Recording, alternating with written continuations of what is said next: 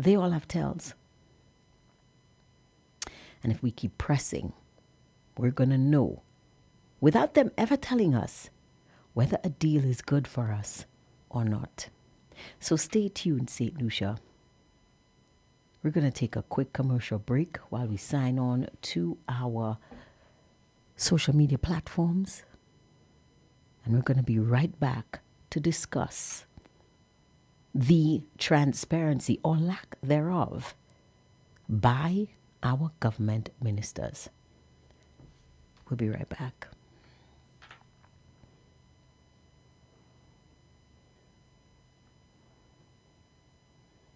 Is your solar water heater tank leaking, worn out, or no longer performing efficiently?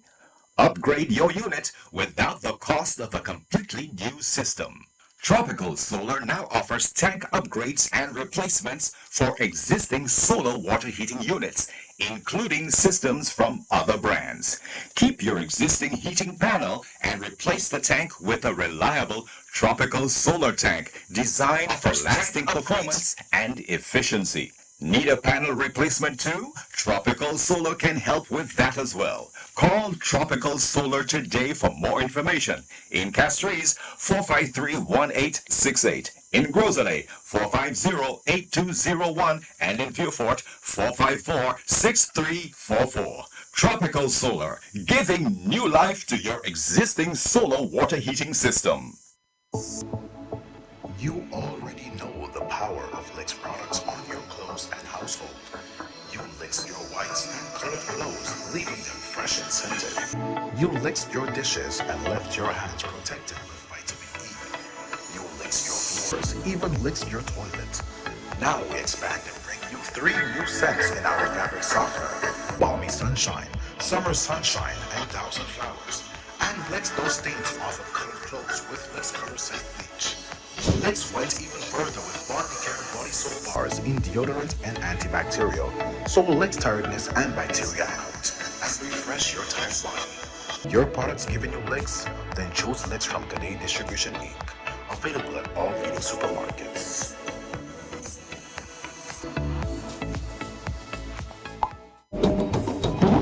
Summer heat with a relaxing glide down the Rosanna.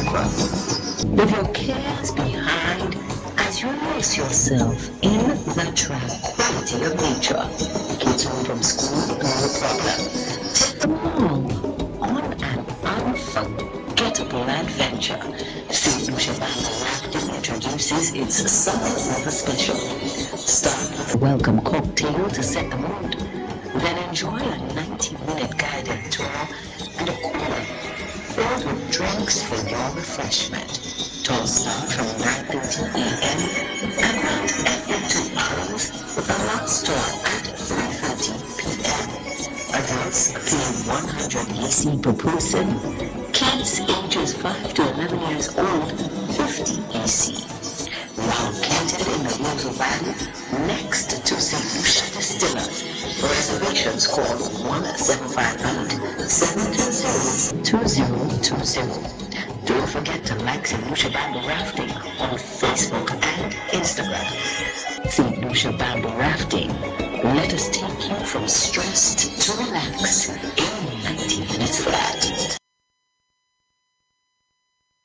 Good afternoon once again, St. Lucia. Today is Tuesday, June 23rd, 2026.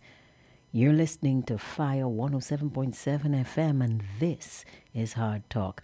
As always, I am your host, Angie, and before we begin, I want to welcome all of you to the broadcast. To those of you listening via the Fire FM 107 link, good afternoon to you. Welcome to the broadcast. Thank you for joining us. Those of you listening on our myriad Facebook platforms, social media platforms. I'm so used to Facebook. I can't leave Facebook and go to all the others. Facebook for me is tried and true. So those of you listening via the Facebook platform, good afternoon to you. Those of you who are gonna jump in and listen on the WhatsApp platform, YouTube's YouTube platform. Oh my God, YouTube platform later. If you're catching it after the fact, good afternoon to you. Welcome, welcome, welcome. And don't forget, we have joined Instagram, and we're going to be posting our reels on there soon. So they're going to be there for you to like and share. Guys, today we're talking about transparency and accountability. And yesterday, we got a dose of exactly what we don't want in our public affairs.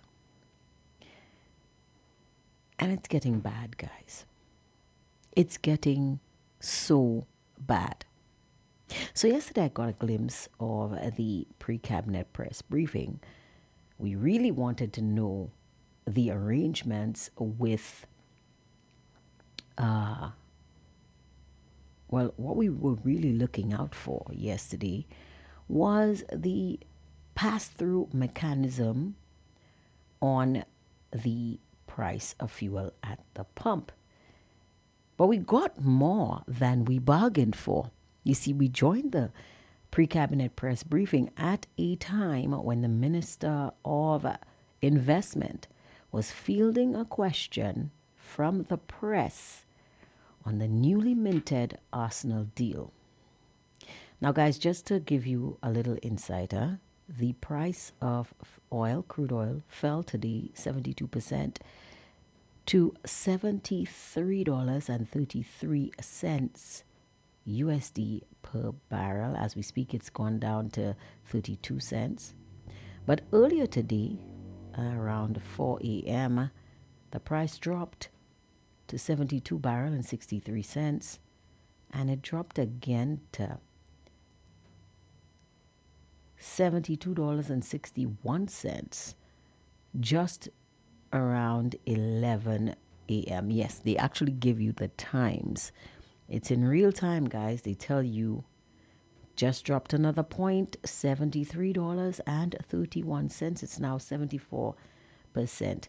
So, really and truly, there is no excuse, no explanation. I just want to throw that in there as to why the pass through mechanism was not employed yesterday, and the price of fuel at the pump remained at $16.25. I just want you guys to know that. I just want to throw that out there. People say the government is working. I want to believe it, but I don't know on what, and I don't know for who. But I digress. So, yesterday, while we were intent on finding out how the fuel pass through mechanism was going to be applied and what new price, if any, St. Lucians would be required to pay at the pump. And I have to admit, guys, yesterday I fully expected the Prime Minister to increase the price of fuel. Not because I like paying exorbitant prices for fuel, but because of the history. Yes, the Prime Minister always tells you the history. You have to know the history. And I know the history. You see, the lower the cost of fuel is on the global market, traditionally, it is the higher price that St. Lucians tend to pay. Do we know why? No. But that just seems to be the trend in our country.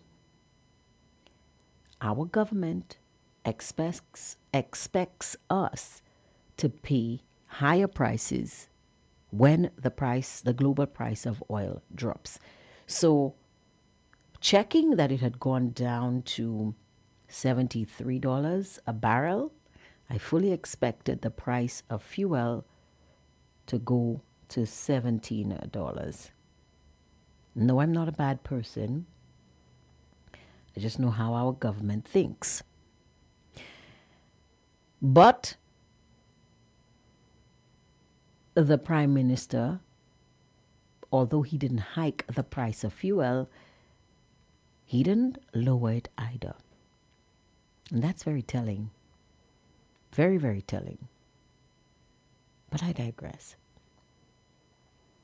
So,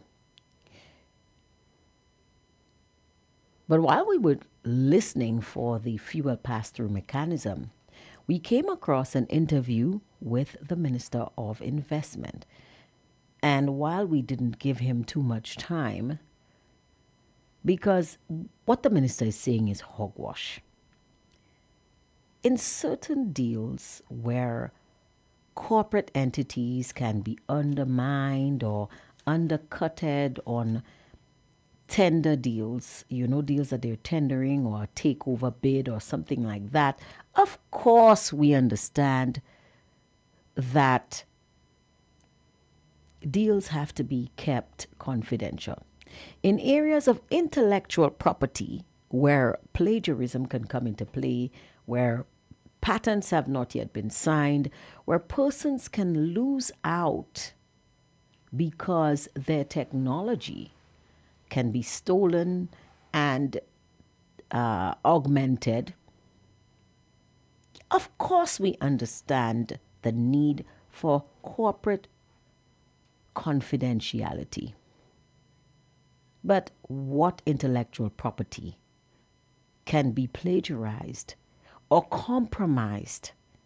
And what new technology can be undermined or undercutted or stolen? What new technological ideas can be stolen from the public of St. Lucia, knowing how much we are to pay Arsenal for playing football down here or for vacationing down here?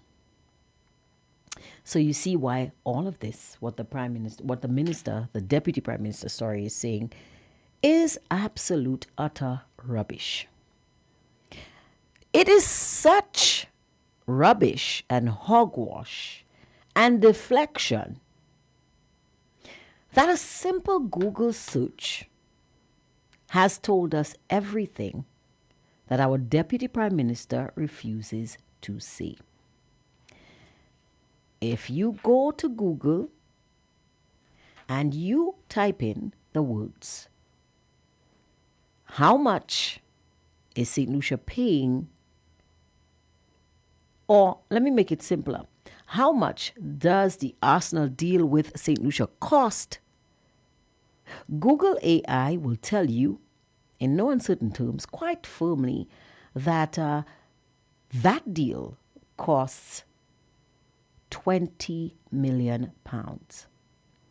It goes further to explain that the deal between Arsenal and St. Lucia is a 5-year deal up until the 2030-2031 season, and that St. Lucia is expected to pay Arsenal £4 million a year. £4 million translates to 15 million EC dollars. And the reason why the minister is so cagey about this deal, who does not want us to understand it, doesn't want us to know about it, doesn't want us to talk about it, it's not because St. Vincent and the Grenadines is going to swoop in and steal Arsenal right from under our noses. It's not because Dominica will do the same thing or anywhere else. No. It's simply because St. Lucians are going to start asking uncomfortable questions. Question number 1. How is it that we can find $15 million a year to give to Arsenal, but we can't find money to desilt our rivers and to clean our roadways and our city during this hurricane season, which, by the way, guys, is already upon us. Already upon us. And while tropical cyclone formation is not expected in the tropical Atlantic during the next couple of days, but it is expected during the next couple of months. Are we going to be ready? Persons who live in low-lying areas, are we going to be ready?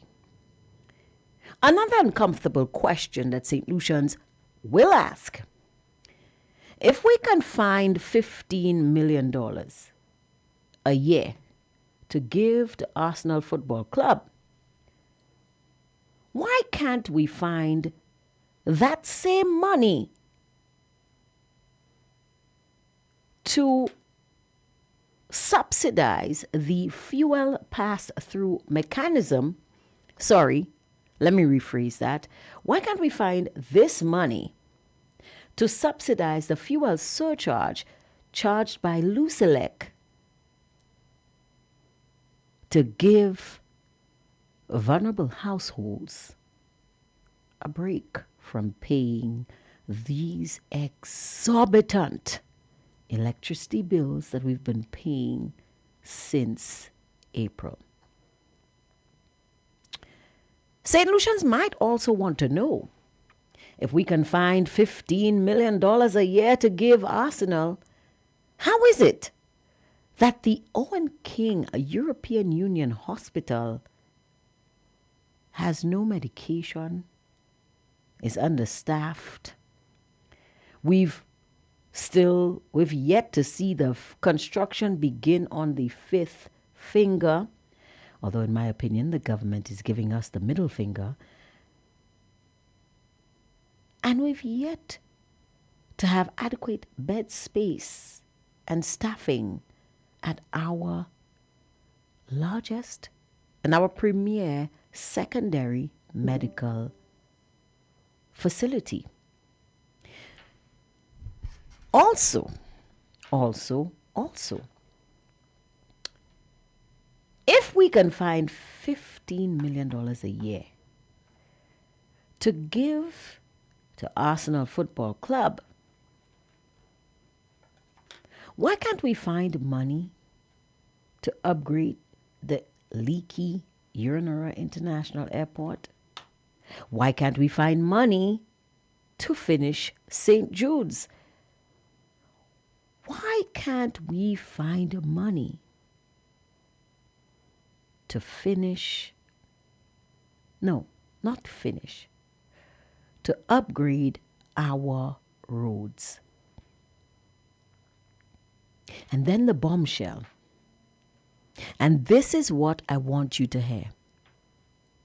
You see, we cut out of that press conference way too early yesterday because we missed the most important thing. And the most important thing is, where are we going to find the money? That $15 million a year, where is it going to come from? And the minister was asked that question by a reporter in a very nice, crafty way. And I think the minister doth said too much. I'm going to take you back to the pre-cabinet press briefing. Under all the grandstanding, under all the deflection, under all of the gaslighting, Deputy Prime Minister and Minister for Investment, Tourism, Culture, Heritage, Commerce, so on, so forth, Dr. Ernest Hilaire lets a very serious cat out of the proverbial bag. And I need you guys to hear it. I need you guys to hear it. So, for the benefit of us all, just like the NIC, I'm going to take you back a ways to the pre-cabinet press briefing.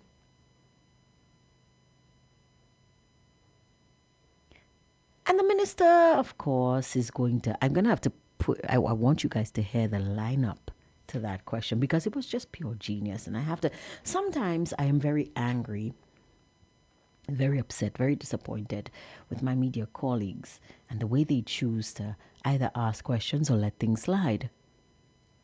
But today, well, yesterday they did me proud.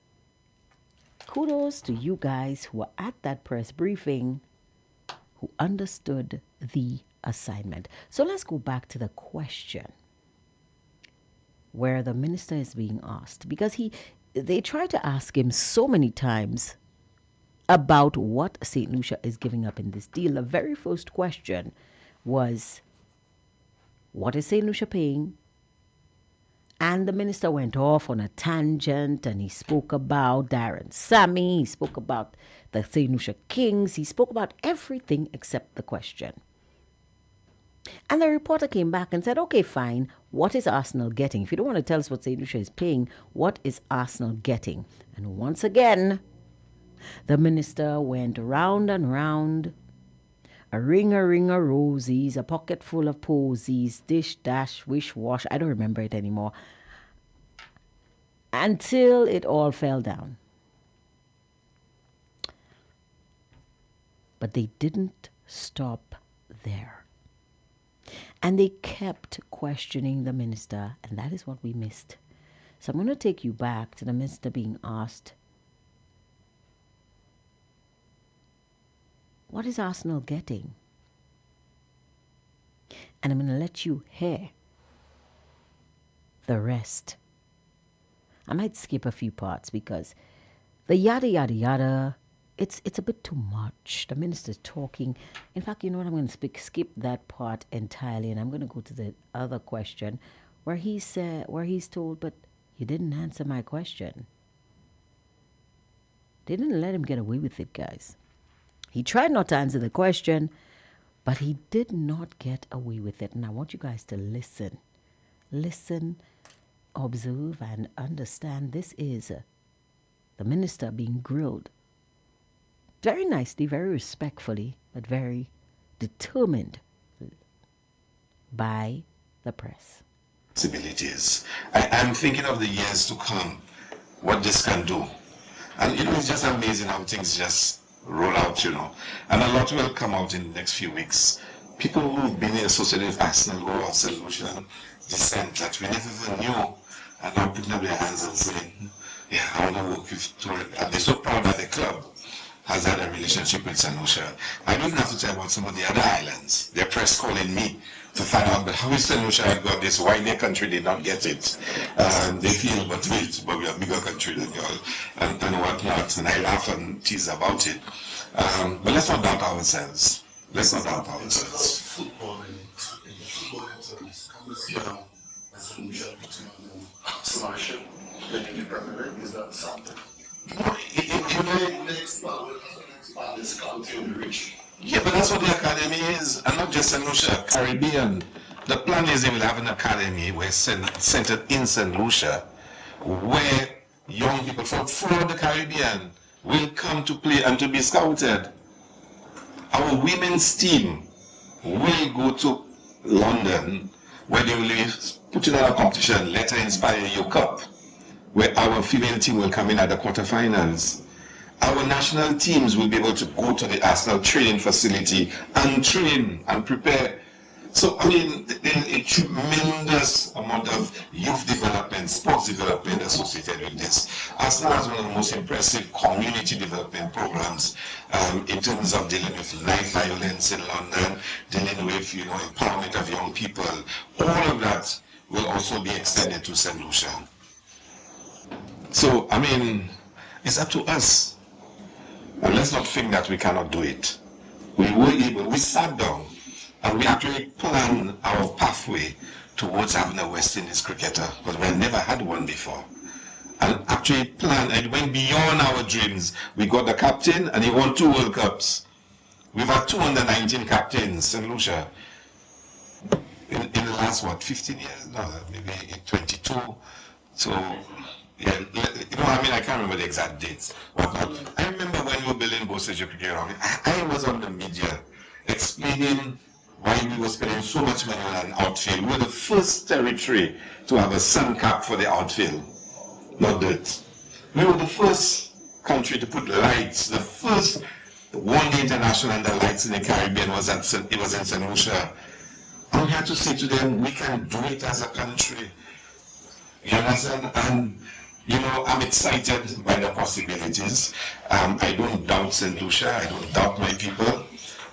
So let the ideas flow, and let's not wallow into, self-doubt and being, distracted by some of the crazy stuff we read. Good afternoon, Minister.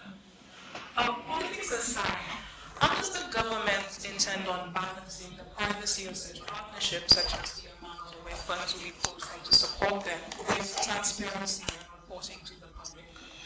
Well, again, it depends on what you decide and define has to be included in what must be made public. If you say that every agreement government sign must be made public, which does not exist in St. Lucia, has never existed before, then if that's a requirement, that's a requirement. But I will tell you, the consequence of that is that nobody really wants to sign agreements with you. Not because there's anything wrong necessarily in the agreement. People don't want their private commercial information out in public. That's just the truth. I said so to you when it came to GPH. I said so when it came to UF Galaxy, that people don't want. You expect as politicians, they will give you an account of what it is they're doing, and you vote for them for the progress of the country. Yes, there must be accountability, there must be transparency. And there are systems in place for that. But it is not to put commercial details and information out in the public. It's not. That's just that's how we do business.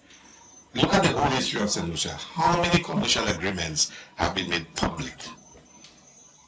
Because you want people to have confidence in your process. You want people to have confidence in your government. I have never come here and revealed to you the value of the essential King's contract that was signed by the last government. Now, as somebody who's involved in cricket and I've negotiated many cricket agreements, I have my own views on it. And if I tell you what's in it, you'll be surprised. But the point is the government at that time made a decision they thought was in the best interest of St. Lucia. I'm glad they signed an agreement. I probably would have asked for more for what we're paying, but the point is, you respect that as a government. We've never made a carbot agreement public. You don't do those things because you want people to have confidence in your government, in the government of St. Lucia, not Labour Party, not UWP, in the government of St. Lucia.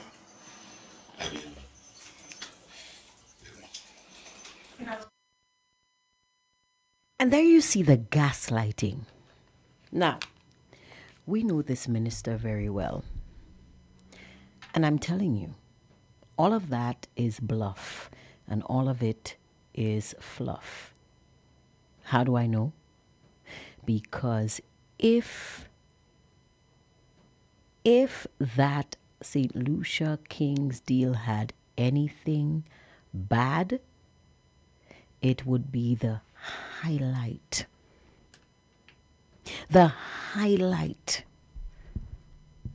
of his conversation. There's nothing in that deal, I'll wager. There is nothing in that deal that is detrimental to St. Lucia because, let's see, after we signed that St. Lucia King's deal, we still had visa-free access to England. We had visa-free access to Ireland. Our Schengen visa was not in question. And even gas prices were lower in St. Lucia at that time. So, come better. We recognize it now. We recognize the gaslighting. We recognize the deflection. By saying, I'm not going to put it out, but if I tell you, you'll be surprised. That is the minister trying to deflect. trying to turn people's attention so they will start to question you. Wait a minute, what was in that deal? And people start to condemn. Oh my goodness. I hate when you guys do this. Good afternoon to you, caller. You are on the air. Good afternoon, G. How are you? I am good. I haven't heard you in a while, you know. What's going on? You melting over there in France or what? I heard it's very hot out there. Hot. It's hot. I am in my corner drinking water. Oh, My wow. harvest, I couldn't harvest it because there's no rain. Oh, my goodness. Oh, did you get the potato seeds? No, not as yet. Oh, my goodness. Well, if you have no rain, you probably cannot plant your potato seeds anyway. But I will send them to you, you know. I tried to mail them to you, but I couldn't spell the French address too well. But I'll try again. How you doing? I'm well, thank you. Just making a little one, but I'm okay. I'm adapting to everything. I'm adapting myself. Yeah. Listen, I just couldn't. You said listening to Ernest Hille. Listen, Jay. Mm-hmm. Ernest Hille and them. So when they are in opposition, they are you saying one thing, Mm-hmm. and when they And he's talking about when they are in office, they are doing something else. something else. You heard the minister talk about Cabot? Mm-hmm. DSH. I don't know the history of Cabot. DSH. Do you remember how this very same minister insisted that the DSH deal be made public? Do you remember how he insisted that the Cabot deal be made public? Excuse me. Do you remember how he insisted that? What about the CIP? But that's where I was going. The CIP reports. He was up in arms. The CIP report. The CIP report. The CIP report. Now, and now, all in a sudden, we do not name and shame. We don't name and shame because now it's my name and I will be the one ashamed. Let me tell you something. Mm-hmm. Remember, we have what's the deal they made for 30 years, our ports? GPH. I just forget sometimes. The GPH. Yeah. You heard, remember, that Benson have, and we didn't hear much more from St. Vincent. Did the Vences say that they won't say that so that other people, if they hear, like what Hille said there, if he speak about the arsenal, how he did the agreement, that other people will not help me. Other people will not be able to do the deal with Arsenal if Hille put out what happened. That's what Hille is trying to say there. And let me tell you something. That deal with St. Vincent, and I'm happy you brought it up. Yeah. Just stay on the line and let's go through this. Let me read it to you. The deal between Global Ports Holding and St. Vincent and the Grenadines is a 30-year concession agreement to manage, develop, and operate the St. Vincent and the Grenadines cruise port. GPH plans to invest up to $255 million, approximately $92 million, to modernize and expand the port and its berthing facilities. The port will remain entirely owned by the government of St. Vincent and the Grenadines. So GPH will only take over port management and operations. Listen, local equity. The deal features a special purpose vehicle that allows Vincentian nationals to invest and hold up to 30% ownership in the local port operating company, and that one is called SVG Cruise Ports. GPH, the world's largest independent cruise port operator, will use its global marketing expertise and industry relationships to boost cruise passenger numbers and improve the guest experience. Okay. Right? So listen. Hold on. Okay, Hold on. I'm holding. Hold on. Because we want to know about the deal with St. Lucia, of course. GPH giving St. Vincent $92 million. Let's hear what it says. The GPH deal with St. Lucia is a 30-year concession agreement that grants the world's largest independent cruise port operator the rights to manage and redevelop cruise facilities at Port Castries and the Soufrière waterfront. In exchange, GPH assumes millions in operating costs and commits to major infrastructural developments. Let's hear the infrastructural developments. GPH is funding expansions to the Point Seraphin berth to accommodate the world's largest Oasis-class cruise ships, while also redeveloping the Vendors Arcade, Fisherman's Village at Banans, and the broader Castries waterfront. Debt relief and rent. GPH took over a substantial portion of the St. Lucia Air and Seaports Authority debt. The actual port lands were leased at a nominal peppercorn rate, $1 a year, in exchange for securing private capital. The cruise passenger head tax is split between SLASPA and GPH to facilitate daily operational and management expenses. Importantly, GPH does not own the ports. The government of St. Lucia maintains full ownership of all assets and land throughout the concession period, and the facilities will be handed back at the end of a 30-year contract. Okay. Now, we don't know nothing about what GPH is doing. Nothing. Look at how St. Vincent telling you, know what I believe? And I'm going to say this for the first time here today. Okay. I believe wholeheartedly, because the question has been asked. I believe that same thing that allows St.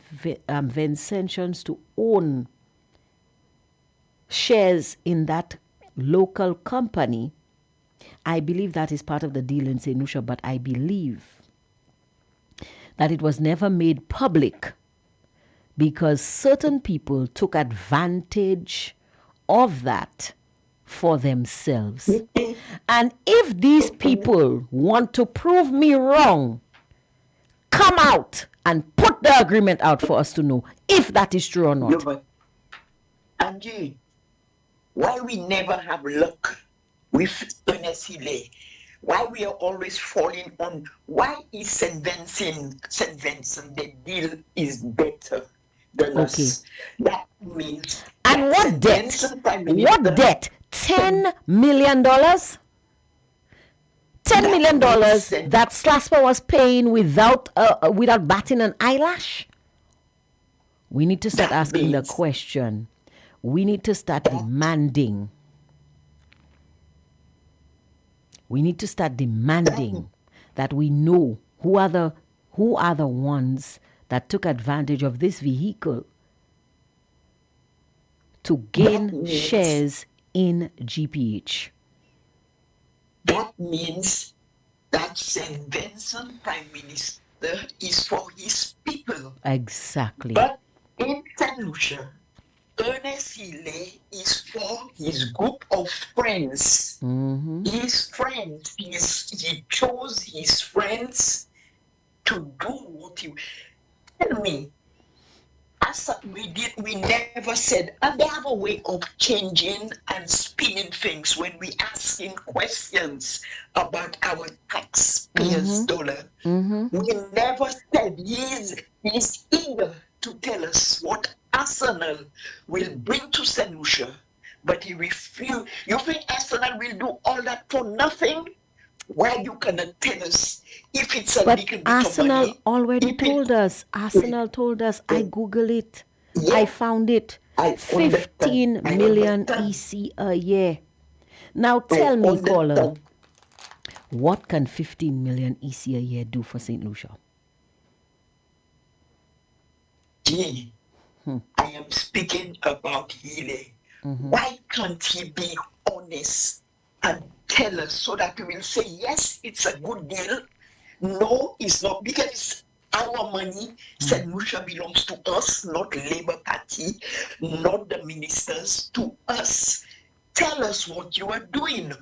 Why are you always hiding? GPH deal, now is Arsenal deal. We don't know that money is always in a mess, always doing things undercover, and he's not telling us. And when he have already signed everything, it cannot go back. They coming out, and they telling us. So Arsenal will come to St. Lucia and do things without paying. Huh? You say what Arsenal will do, but you refuse to tell us how much it costs, so that Arsenal, why we cannot know it was B-Max. Now they can, and when they're in opposition, I remember Philip JPS said he needs to know everything that's going. It's there somewhere you could get it. He needs to know. So why now? These same people who wanted to know everything that United Workers' Party was doing, they're hiding. That means they're not doing things correctly. Exactly. You understand what And I you mean? notice every time, caller. I don't know if you notice, but I want to ask you. Do you notice that every time a deal is struck and big money is on the line and we are getting the short end of the stick, the ministers cannot tell us what it is. They cannot tell us how much money is being sold, how much money we spending in jazz. They can't tell us how much money is being spent. We spend in jazz and how much money we making. They cannot tell us how much money we spending in carnival or how much money we making. They cannot tell us how much money GPH is investing in St. Lucia and how much money they are getting. They cannot tell us how many passports are being sold by the CIP and what developmental projects we are getting. But money is coming. Money is coming. And according to somebody, l'argent ça a passé loin bouche nous. Because we in St. Lucia are catching our royal. I don't want to forget what I have in my mind, please. You know something? Whenever he finds himself in this kind of trickery, he puts Alan and the United Workers' Party. We didn't know the deal for Cabot. We didn't know the deal for just putting us. You all said you all would do better, that United Workers' Party was corrupt. You all will do better. And coming into office, you're only saying you are living your life on United Workers' Party. You understand what I mean? Because before he talked, United Workers' Party did that. Try and do better. That's why you said we are not in power. You all said you all will do better. We were corrupt. That's right. And look at it. But I'm not seeing the better. It's worse. And things are worse. I think only the Labours. I think the Labours are seeing it, but they want the party in power. They're pretending. If you all seeing United Workers' Party was wrong when they were not wrong, why are you all not seeing the government, your government, doing things that's wrong and it's really wrong? That's what I want. That's my question. I want to see, and he's arrogant, he's rude, he pushing people aside. I think we need strong reporters, journalists to, you see, if it was in Martinique, oh my, there would be after that man until he say how much money.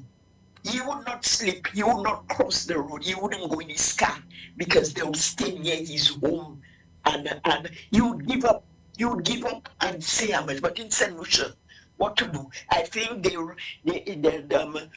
running more after Healy for them not to ask him questions, and Healy will answer them. I think when the reporters see Healy, they run in so that they will not ask him questions. You think so? Need, yes.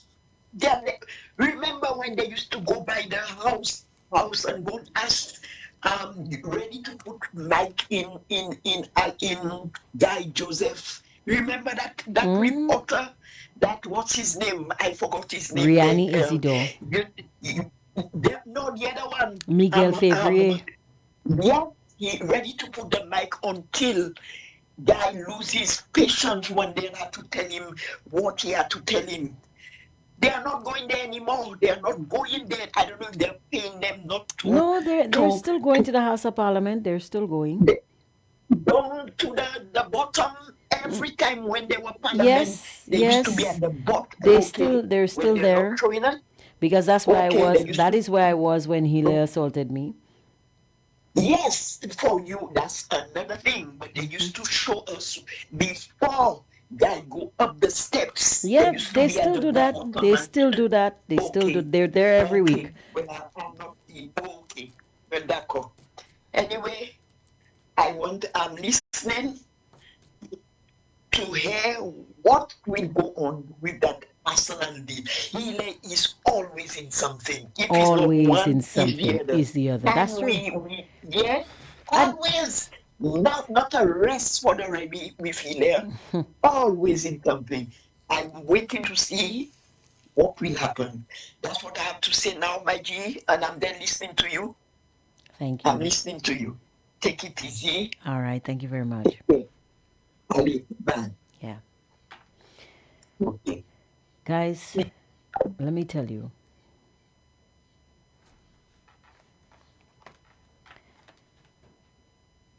I wonder, and I'm starting to believe it because several individuals were always asking the question, who owns St. Lucia Cruise Ports? With the revelation that this was on the table, I'm willing to bet that this was offered to us. I'm willing to bet that this was taken advantage of by certain individuals. And I would not be surprised. I would not be surprised if those individuals all congregate on the 5th floor of the Graham Louisy building on a Monday morning. We have some people coming in on the Facebook platform. Let me just give them a voice. Somebody says, PJP, we need the hospitals to be stocked up with medication, ancillary services, and likes. A healthy nation is a wealthy nation, and I agree with that. Somebody says, I just want to know how many free tickets the minister getting. That's what I want to know, asking for a friend in England since I need a visa. Somebody says, so St. Lucians will gain nothing with no visas? Look it. Another says, so the minister has spun the issue around to suggest that we must not engage in self-doubt. We must lay our fears aside and embrace the deal. We no longer need special glasses to see through him. But guys,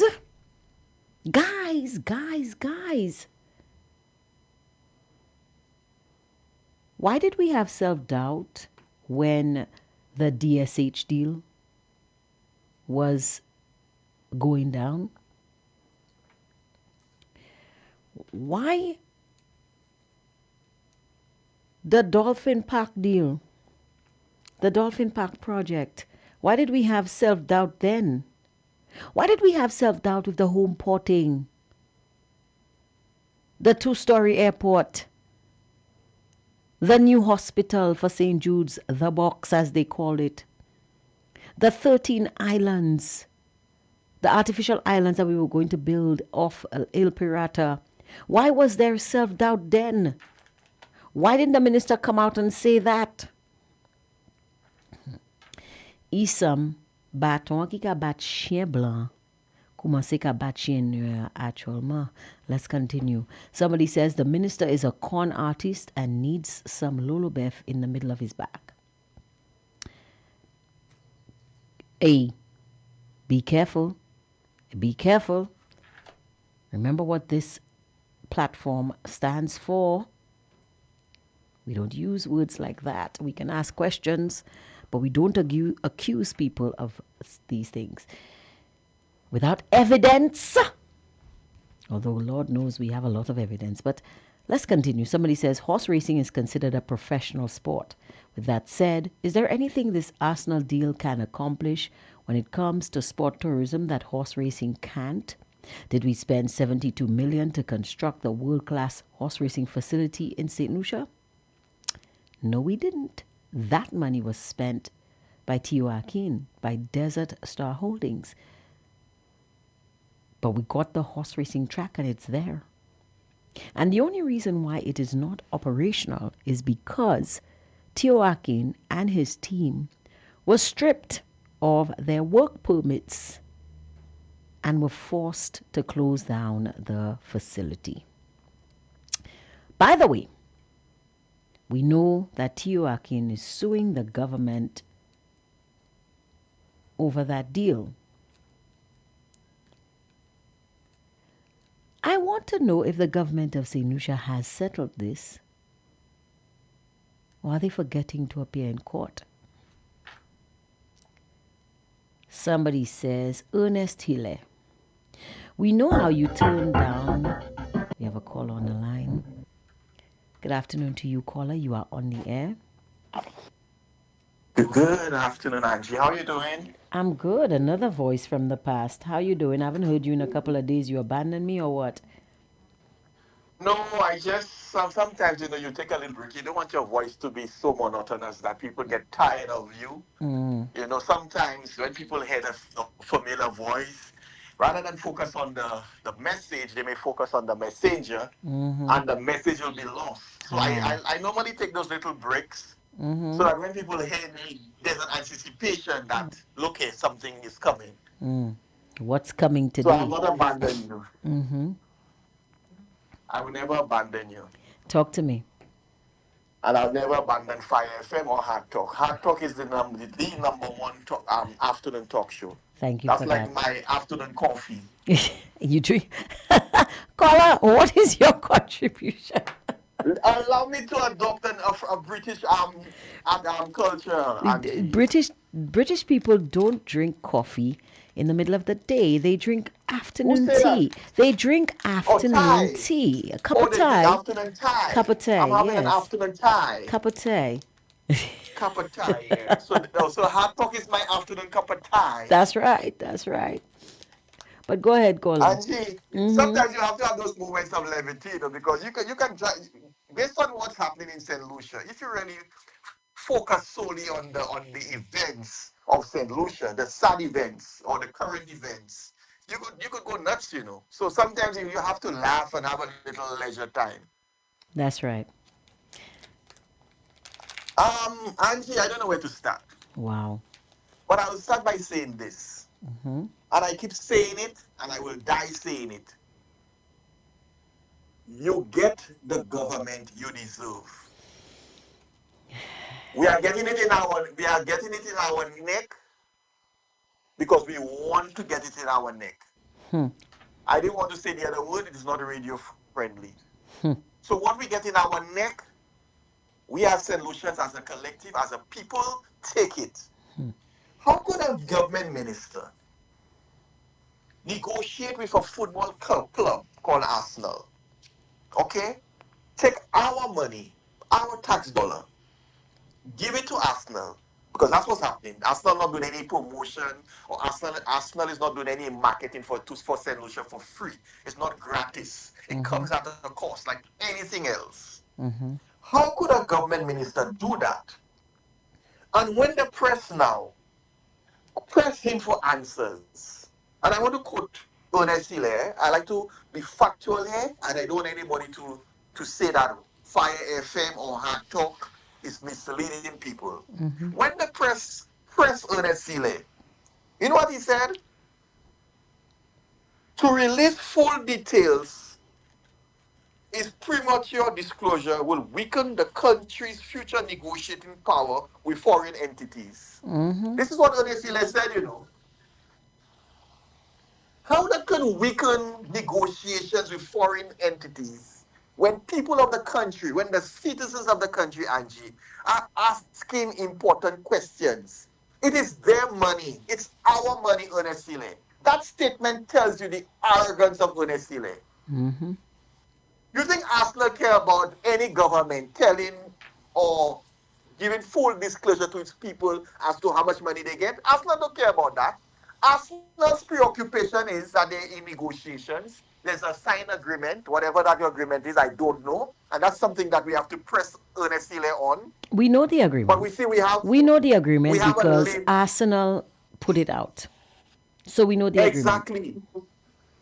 So we have a lame media, a lazy media, sadly to say, because when they go to those pre-cabinet press briefings, they don't ask the relevant questions or they don't ask the hard questions. When you were going to those pre-cabinet press briefings or those press conferences, Angie, you were the only one of the few ones who would ask the hard questions, and that's why they do not like you. But you have Caller, let me tell you something. wimps. Caller, let me tell you Hold on, something. Angie. No, hold You have on. some wimps called reporters now. They don't know ask any question. Hold on. Let me just make this quite clear. Don't say they don't like me. I don't really. You see, what people think about me is their business, and I'm not in a habit of minding people's business. I mind in the business of the country, which is my business as a St. Lucian, and let's keep it there. Let's not worry about the negative. According to No, I'm the not worrying minister, about the. according to the Yeah, minister, well, okay. let's not talk Let me about not personal. let's not talk about self doubt. Let's not personalize it. Yeah, that's what I was saying. Let me not personalize it. So let me just take back that they don't like your statement. They don't like your work. I would put it Yeah. that way. Let's keep it professional. They don't like your work. So and they don't like people who this government, this SLP administration, they do not like people who press them for answers. If you demand accountability and transparency, they don't like that. They like a yes kind of person. So if you toe the line, everything the prime minister says, you sit there, you just grin and just laugh with him. They love that. But it cannot be right, Angie, in any civilized country, in any democracy, that a government of the day with a 16 to 1 majority, okay, a lone member alone in parliament on the opposition benches, which is the Honorable Alan Chastney, who by himself too have is trying to press this government for answers and to be accountable and to be transparent, using his own personal funds to take this government to court to demand or to get answers on our behalf. And what do we what do he get? He gets the same treatment, disrespect. He gets the same arrogance from them, even in the parliament. And today I had the privilege of watching parliament for a few hours. And the arrogance continues. Okay. As we speak now, more monies have been borrowed Really? by the millions. Yes, Can more you can you monies have been can you borrowed give us a as we speak. figure, caller? Can you give us a figure? In one instance, the government seek to borrow 490 something million dollars My goodness. through And in treasury bonds. And the prime minister's defense in the borrowing is that people have confidence in the economy. That's why they did not take out their treasury bills. And so he has the authority, well, not the authority, but he has that confidence to borrow 490 something million dollars. And there was wow. another set of borrowing, I think, in the tune of another 500 and something million. I cannot remember And do we for know what. what these I do we know what these exorbitant sums are for? the first figure that I quoted, the 490 something million, was to supplement the budget for the fiscal year, whatever it is. Wow. Okay? So that's what we have in Parliament right now going on. More and more borrowing. Okay? So when people ask Hold honestly, on. Pause. Stick a pin in it, caller. 490 something million dollars through treasury bonds to supplement the budget. Do you know what that means? yes, that means that the budget was not enough, so they had to borrow. They have to borrow more money to supplement the budget to add up. In other words, Saint Lucia, let's explain that to the Caller, that's layman. not what it means. That's not all it means. It It means means that the our country is government not good is broke. economically. The That's right. government is broke. That's They right. had a budget and they budgeted for money they didn't have. They cannot meet the obligations, and now they have to borrow to pay the country's bills. They're That's broke. correct. They broke. They broke. So in Parliament, he sought approval as the Prime Minister, the Minister of Finance, to borrow another 490 something million to supplement the budget. Okay? And in his defense, the Prime Minister, he's claiming that people have confidence in the economy. That's why they didn't take out their treasury bills, and so they have to borrow from that. I don't know, Angie. Our fiscal situation, our economic situation in St. Lucia is very grim. It's not looking good. Yet And we are that finding itself, $15 million a year to give to Arsenal. Eh? to give Arsenal. Okay. Yet still, and that is the thing. Thanks for reminding me, Angie. We are giving Arsenal $15 million of our hard-earned money. Yet still, the Prime Minister is coming to the Parliament today, as we speak, to seek approval to borrow another $490 million to supplement the budget for this year. Now, the other figure you quoted, the 500 and so, it doesn't make sense to me, but I know the labor hacks will make it make sense. They'll find a way. Where there's a will, they will find a way. The other figure you quoted, do you know what it is for? I was doing some personal errands, so I did not follow, so I do not want to give wrong information. Okay. So maybe during the course of some time when you have on your spare time, you can go and look somebody at the else. whole Maybe somebody else was listening. Or if somebody's listening who's they following might, the Parliament yeah, right they now, might tell us they what. can enlighten us. Yeah, they can enlighten us, but I don't want to give wrong information. I want to tread on the side of caution because this platform is a platform of education and integrity. So I don't want to give any wrong information. But what I do know is that we are borrowing more money. What I do know is that the Prime Minister sought approval for another 490 million for budget supplementation. That's what I know for a fact.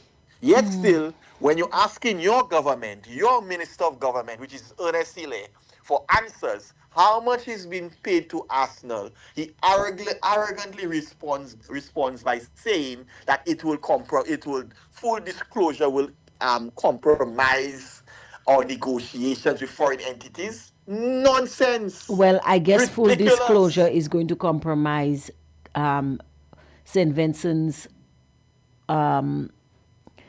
future endeavors because St. Vincent gave their people full disclosure. In fact, it could not have been more full. Exactly. That is why, Angie, I'm an advocate, and I'll keep making mention of it. I'm an advocate for the Freedom of Information Act.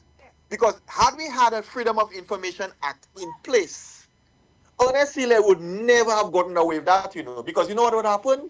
You or me or any private citizen could petition the Parliament and force Ernest Sile to make a full disclosure as to how much money his government gave to Arsenal.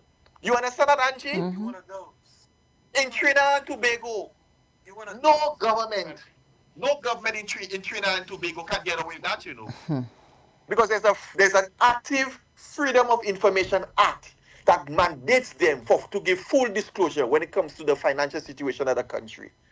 And we as right-thinking St. Lucians, we have to demand that.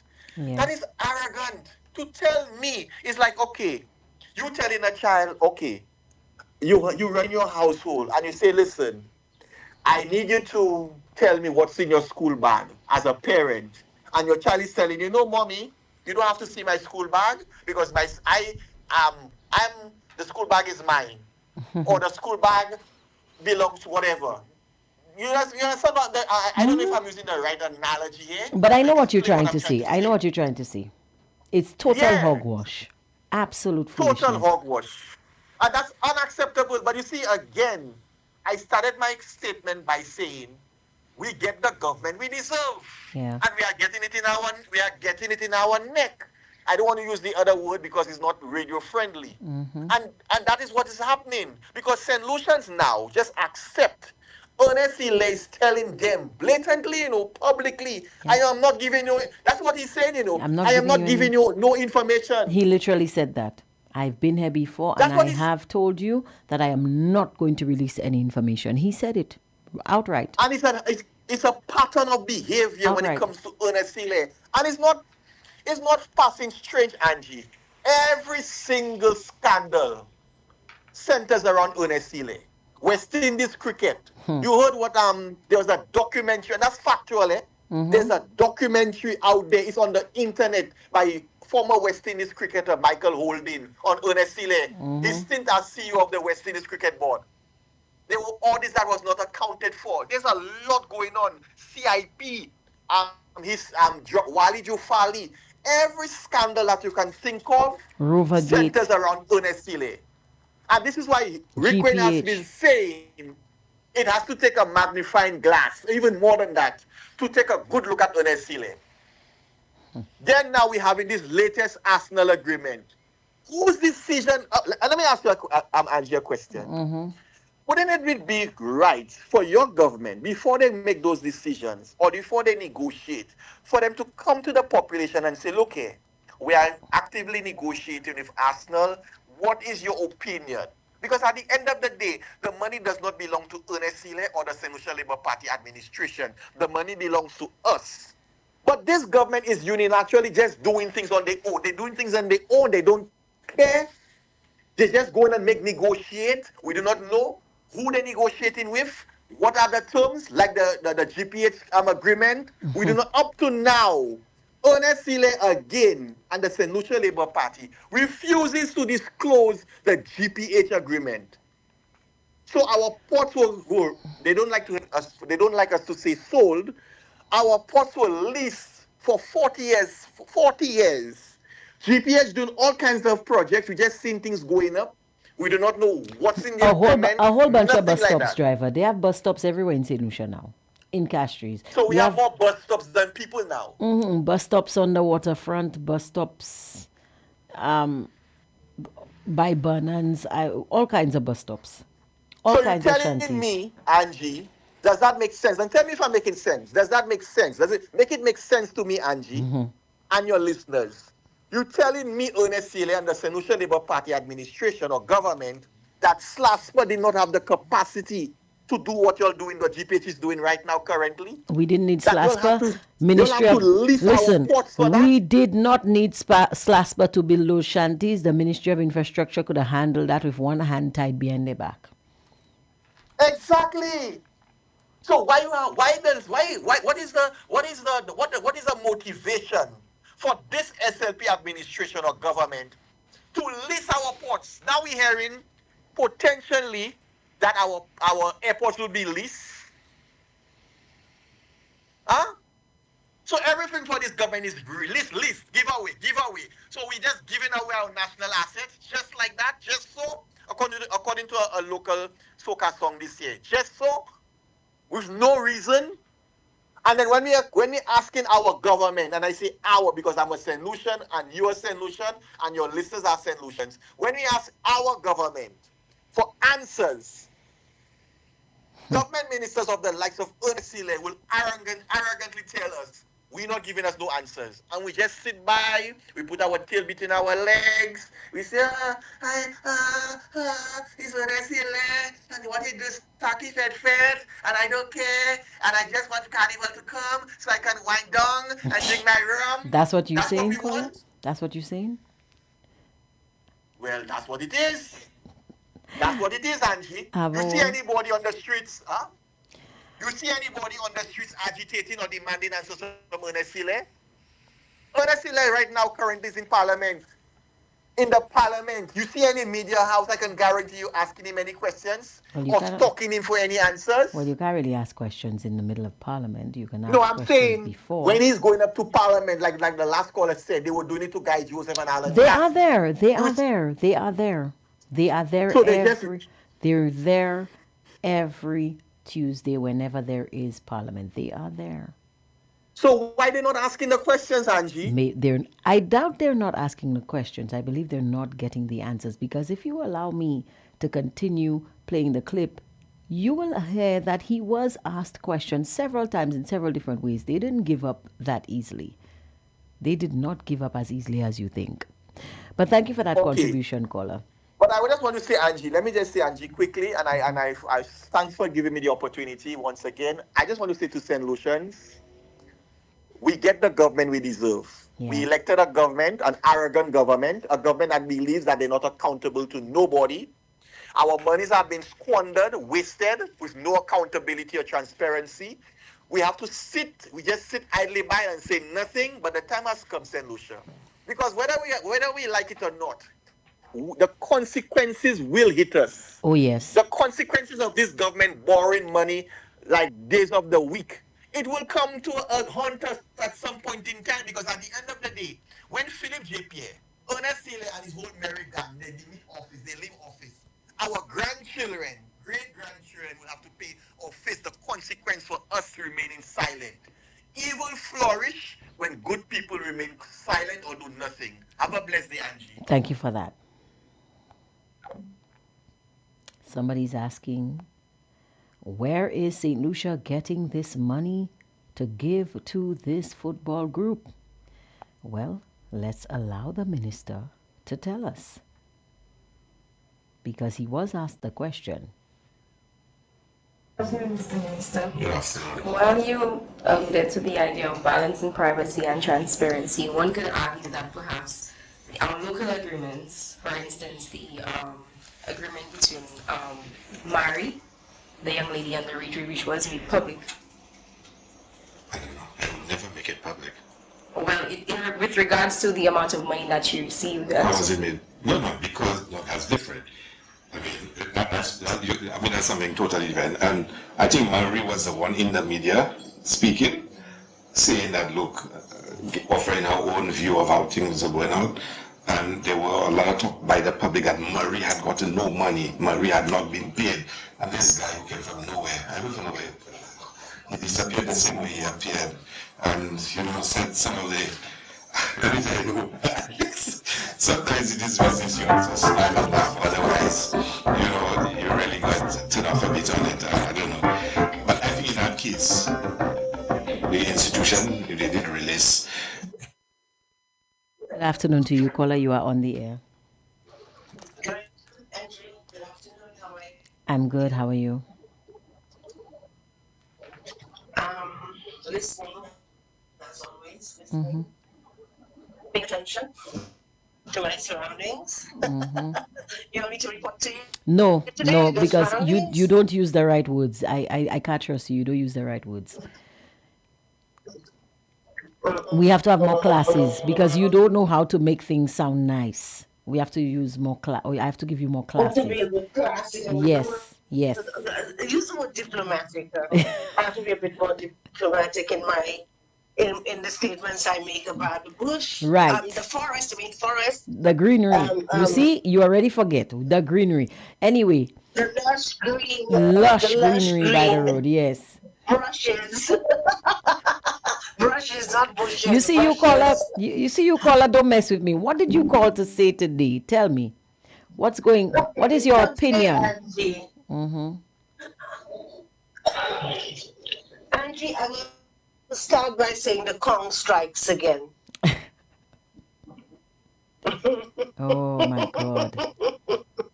That is local palace. Come on, Angie. I know. Kong strikes again.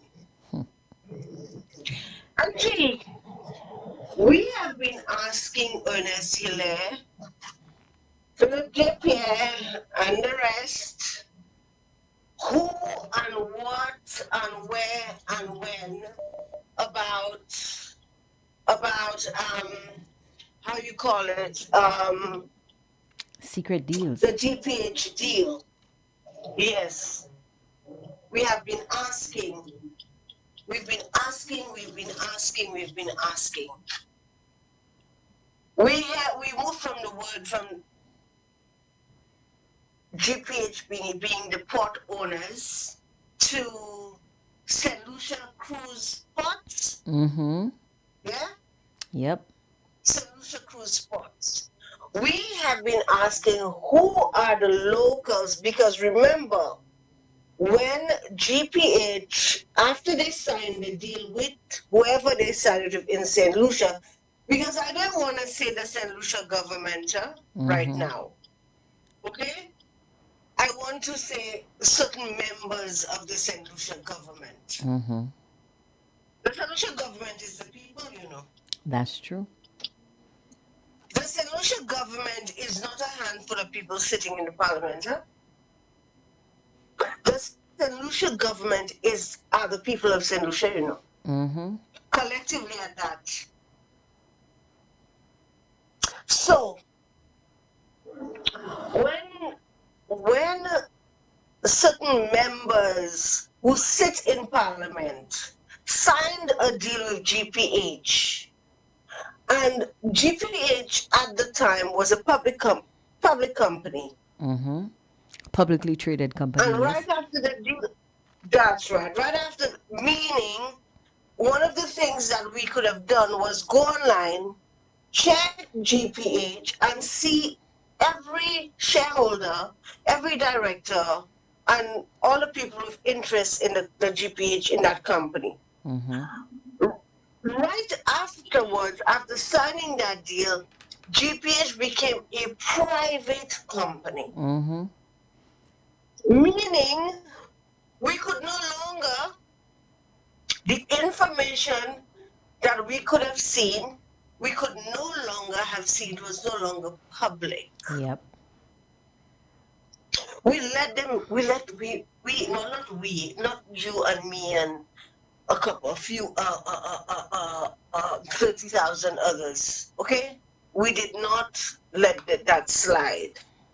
We asked questions and we asked questions and we asked questions.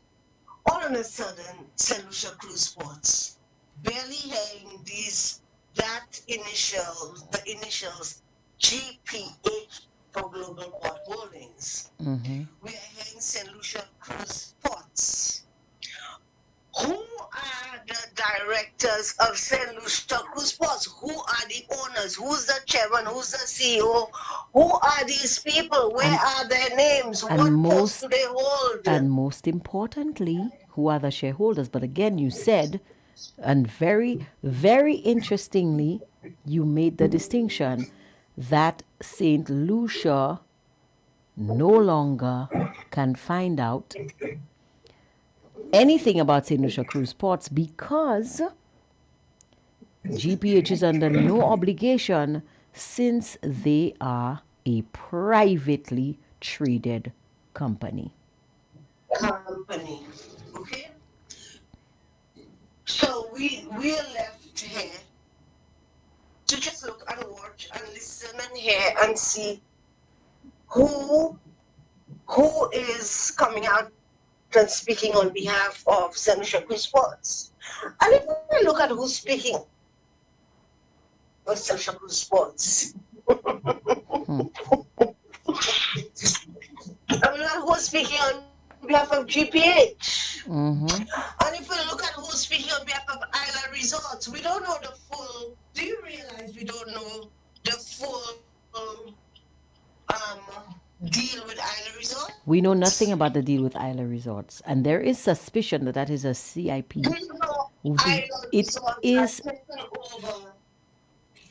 It is suspected that Isla Resorts is a CIP project, but we don't have any confirmation.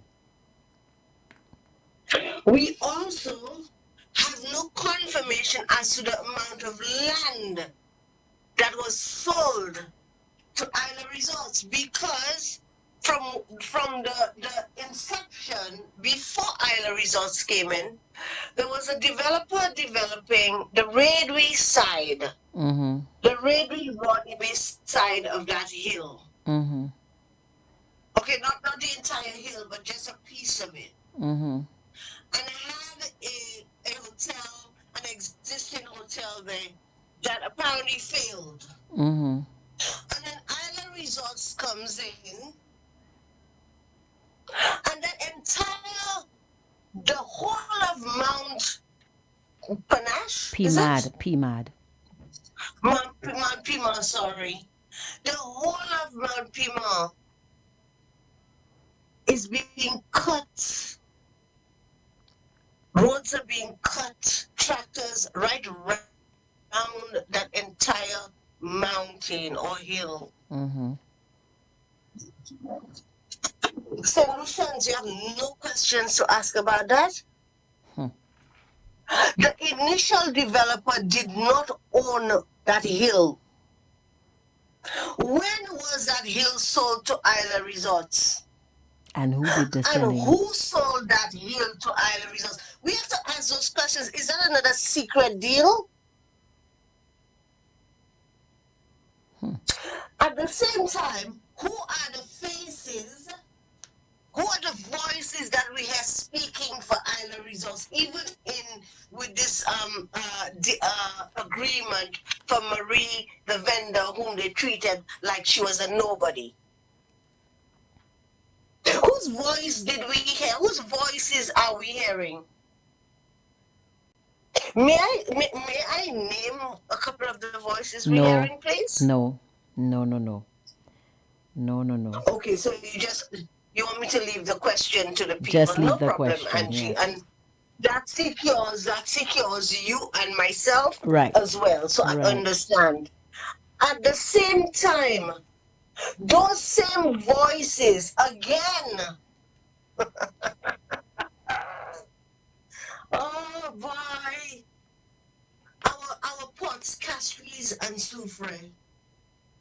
But that's a question I was Land- asking. Do you believe that it's a possibility that this special vehicle that was instituted or inserted in the St. Vincent and the Grenadines deal, is that a part? Yes. Is that what they don't And want us that to know about the St. Lucia Cruise Ports and deal? is and Is that's that why I kept asking years for last year, the year before, from the time this GPH came in, and we seen one set of people talking and one set of people, oh, GPH.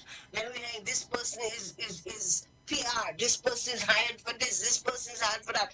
This person was working with Slasper? Slasper. Now they've left Slasper and gone. How many of them now have abandoned Slasper and gone to GPH? And this person's joined GPH.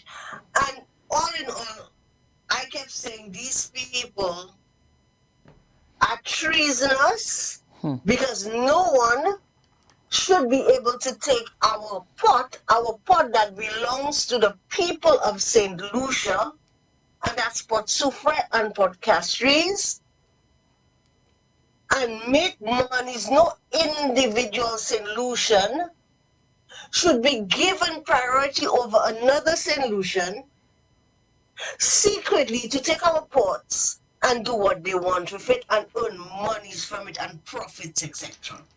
I agree. I still ask the question today: who are the people that are owners, shareholders, CEOs, this and that, with and announcing St. Lucia Cruise Port, big GPH, and still with that GPH, we still asking for that deal to be made right now, even more than ever. Make that deal transparent. Put it out. Put that deal out. Philip Pierre, I'm calling on you as the Prime Minister to make the entire deal not redacted, nothing redacted from it. Make it, put it out in the public for us to read, because Port Castries and Soufre belong to the people of St. Lucia. Thank you for that, caller. Hopefully the Prime Minister is listening and he can hear you. We need to stop. We need to break. We need to take a quick commercial break and we will be right back. Thank you so much. Okay. Guys, questions, and all of the questions need answers. We will be right back with more on these secret deals.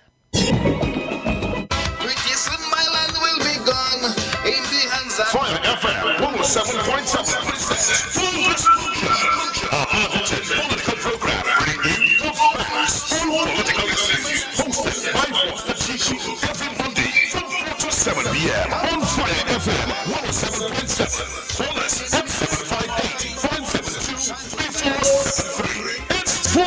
Nusia this Monday and every Monday 4 to 7 p.m. with Foster Chico.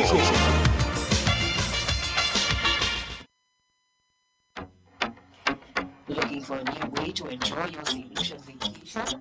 Book a tailor-made tour with Sea Breeze Adventures. Explore the island's untouched natural beauty as you visit hidden coves and beaches along the coastline with any one of our whole or half-day excursions. We offer a variety of adventure opportunities, including sport fishing, sunset cruises, island adventures, whale and dolphin watching, and support taxi service. To book, contact Captain Warren at telephone number 1758-713-3196. Seabreeze Adventures, not just a tour, but an adventure. Is your solar water heater tank leaking, worn out, or no longer performing efficiently? Upgrade your unit without the cost of a completely new system. Tropical Solar now offers tank upgrades and replacements for existing solar water heating units, including systems from other brands. Keep your existing heating panel and replace the tank with a reliable Tropical Solar tank designed for lasting performance and efficiency. Need a panel replacement too? Tropical Solar can help with that as well. Call Tropical Solar today for more information. In Castries, 453-1868. In Grosley, 450-8201. And in Beaufort, 454-6344. Tropical Solar, giving new life to your existing solar water heating system. We're back here on Fire 107.7 FM, and this is Hardtalk. Before we go to the rest of the clip, let us take in some of the comments from the Facebook platform. Somebody says the Royal St. Lucia Police Band needs to be in the Monday morning press briefing to entertain these guys because they like to dance around the hard questions. Somebody else is saying, if the island is broke, why should they find $15 million to give away per year to Arsenal? Does it make sense? Or is it that the maths isn't mathsing? Somebody said, you heard that, G? You just said yesterday that there will be another something happen. Seems you are right.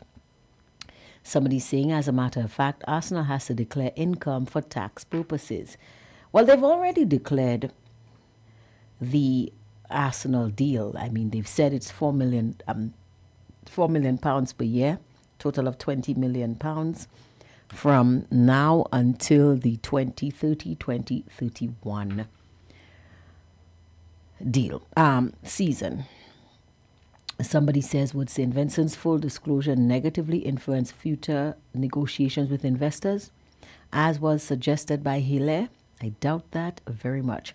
Somebody says, Angie, I have said over and over that the country is bankrupt. Somebody says, because enough people are not talking about the things that are going wrong with this Labour government. Somebody says they're not giving anything away. They have a piece of everything they give out.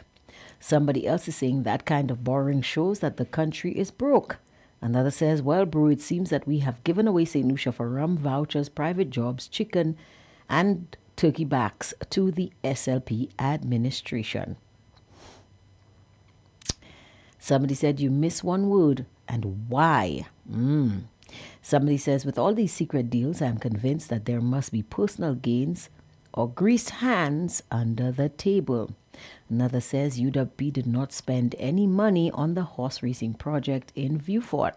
Somebody else says, everyone in the SLP has shares in GPH. Somebody is giving us a clarification. Caller,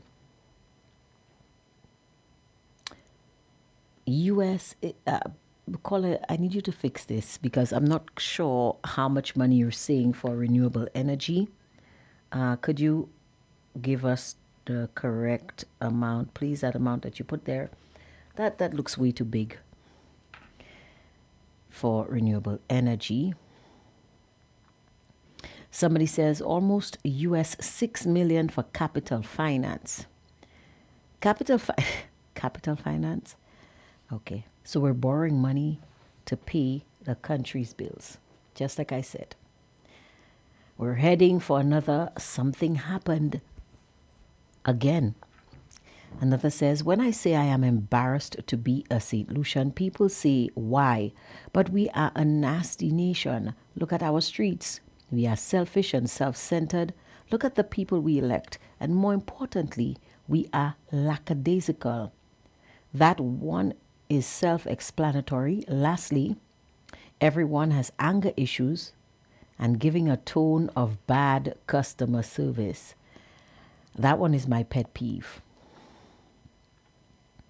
Another says, Sister, how can... Oh, we have a caller on the line. Good afternoon to you, caller. You are on the air.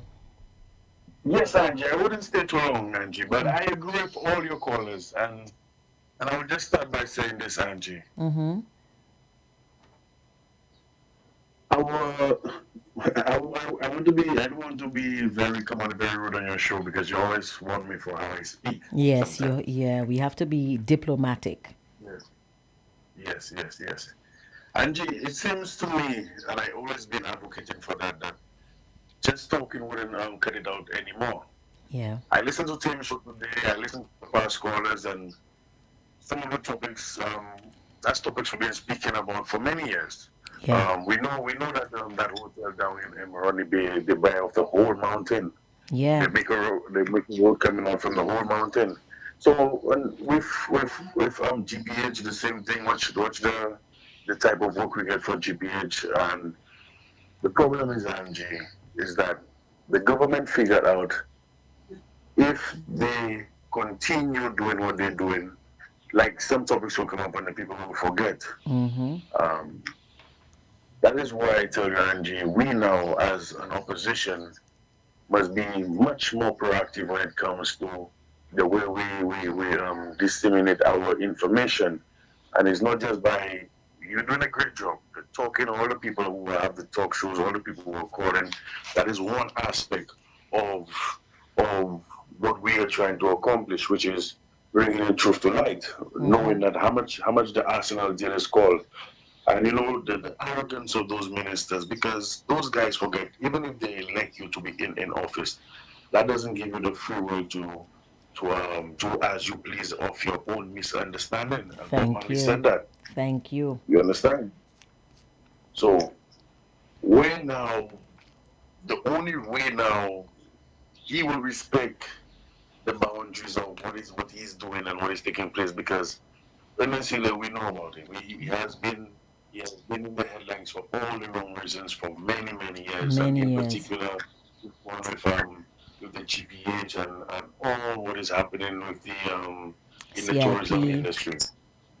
You understand? Mm-hmm. And the way he's coming out always defending the same white man and the same investors and those different things. Not saying that we're not attracted to investors, but Angela, let me go back to it. Is that we the people put somebody in power, and I listen to everybody saying the same thing. All right, we put you guys there. You guys supposed to follow the mandate that if you're going down the wrong road, you can sense in the air that you're going down the wrong road to change course. Mm-hmm. But those guys have a vested interest in not changing course because of the deals and the secret deals that they're doing, and it makes them very desperate and always they're back against the wall.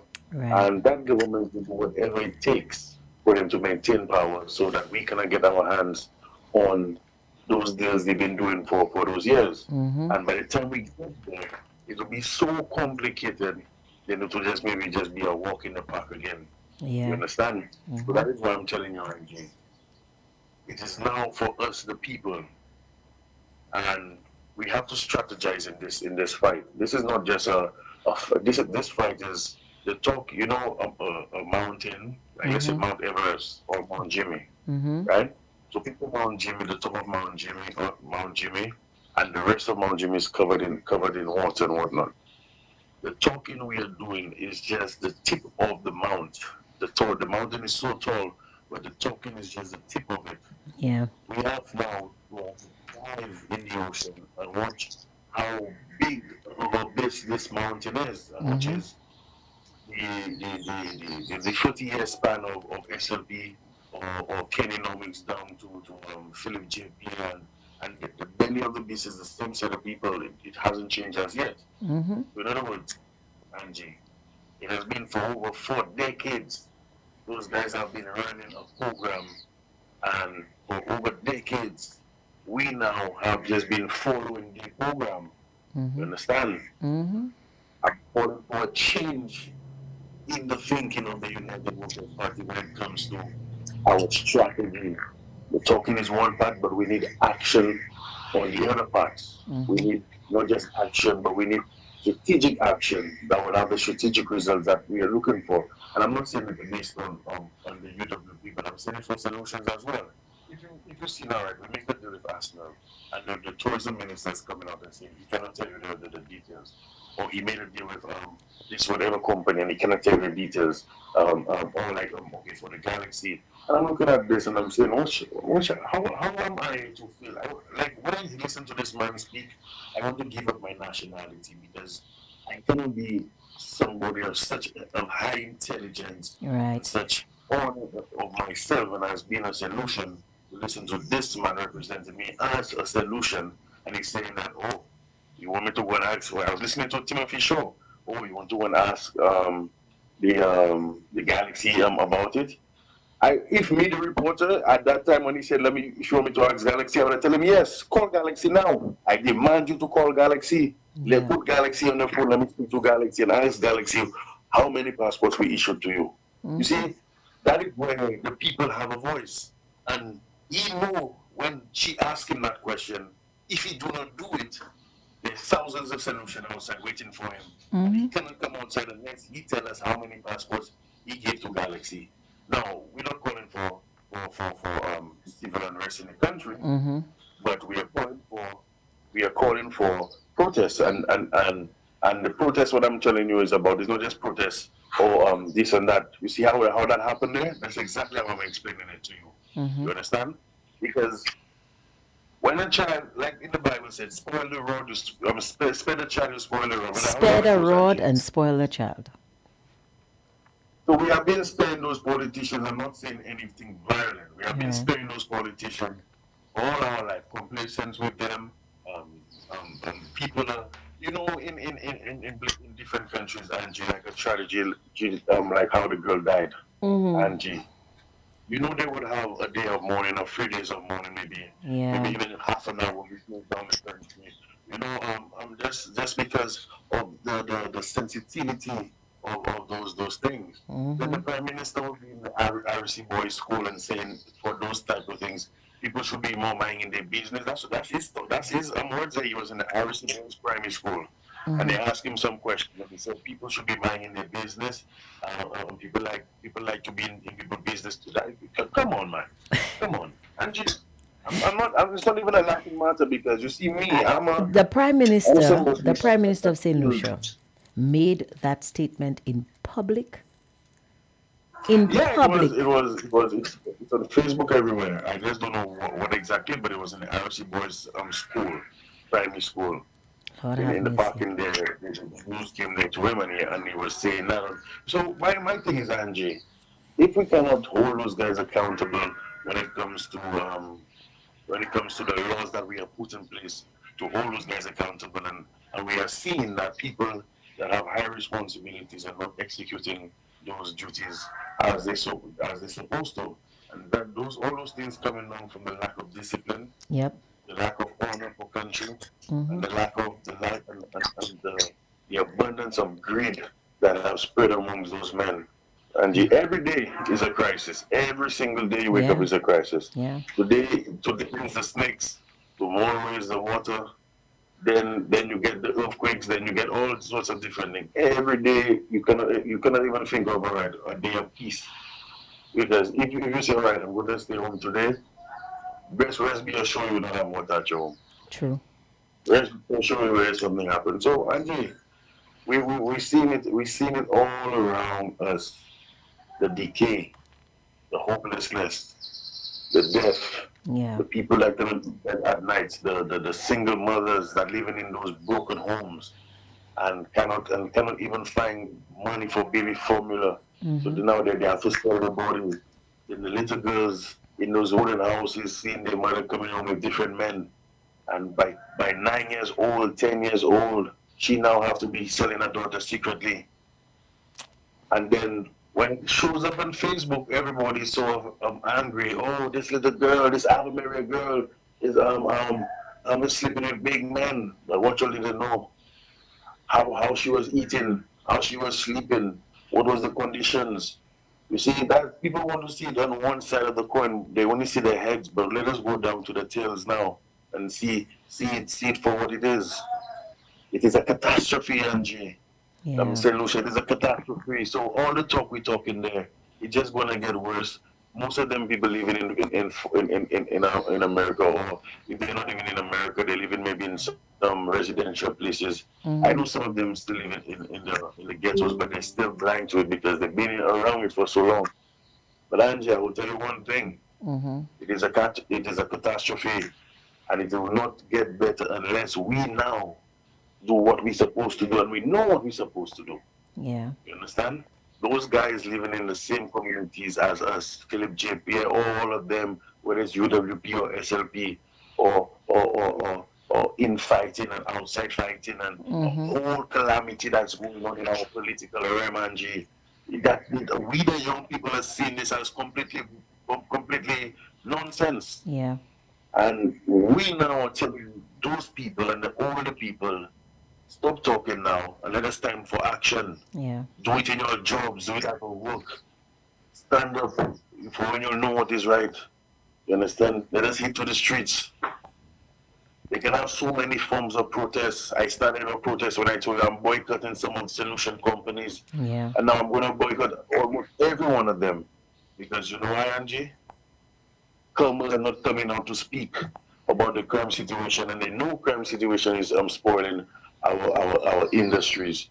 Who's going to work in the hotel industries to feed the guests? Who's going to work in the industries that loading the ports and doing all those different things? And when our population is dying out at a massive rate, we have a mass exodus where thousands of solutions are leaving They're the leaving. country, a Yeah. mass exodus of death. Babies are dying at the hospital because they do not have equipment. I told you, Angie, last time, Yeah. 1,300 babies were born last year. 1,500 people died the same year. Yeah. Have a blessed day, Angie. Thank you so much for that, caller. Guys, things are just getting even. I mean, it's so hard, and we're seeing this kind of wastage on the part of our government. They're making these deals. I guess that is what the prime minister meant when he was asked how are they going to foot the bill for all of these promises that he made, and he said, knock on wood, meaning I hope God helps me and I hope something happens. Somebody says here, sister, how can few take action when the government workers, healthcare, and drivers are not going to join you? Secondly, you may end up in lawsuits knowing of the injustice on the island. It will take the collective action, even if it's a few individuals from each sector. We don't need a few individuals from each sector. Because when people see somebody has the courage to stand up, they will stand up too. Somebody says, well, in response, I was not thinking about action, but calling the talk shows to speak out. More people should be calling, not just the same people.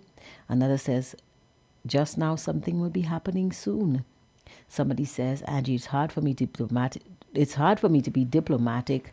That's why I don't listen every day. Sorry, hon, I do love you. Oh my goodness. You're free to have your opinions. I just don't want you airing it out in the open so that you can be taken to task or suffer some liability or put the station at risk. That's all. But you can have your opinions. You're free to. Somebody says, Angie, I was quite disappointed on Friday at Joy St. Omar's funeral. Hardly seen government ministers, particularly the Prime Minister, who is responsible for national security, Also, his colleague, Mr. Norbert, neither the minister responsible for gender affairs.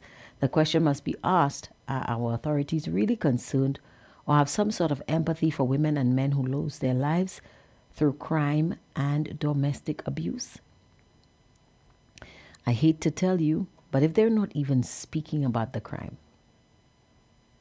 if they're asking the media not to highlight crime. Somebody says, so Angie, if the commercial deals can't be made public according to Mr. Hilaire, on whose behalf are these deals being signed for? Is it for the ministers or the taxpayers? That's the question we have to ask.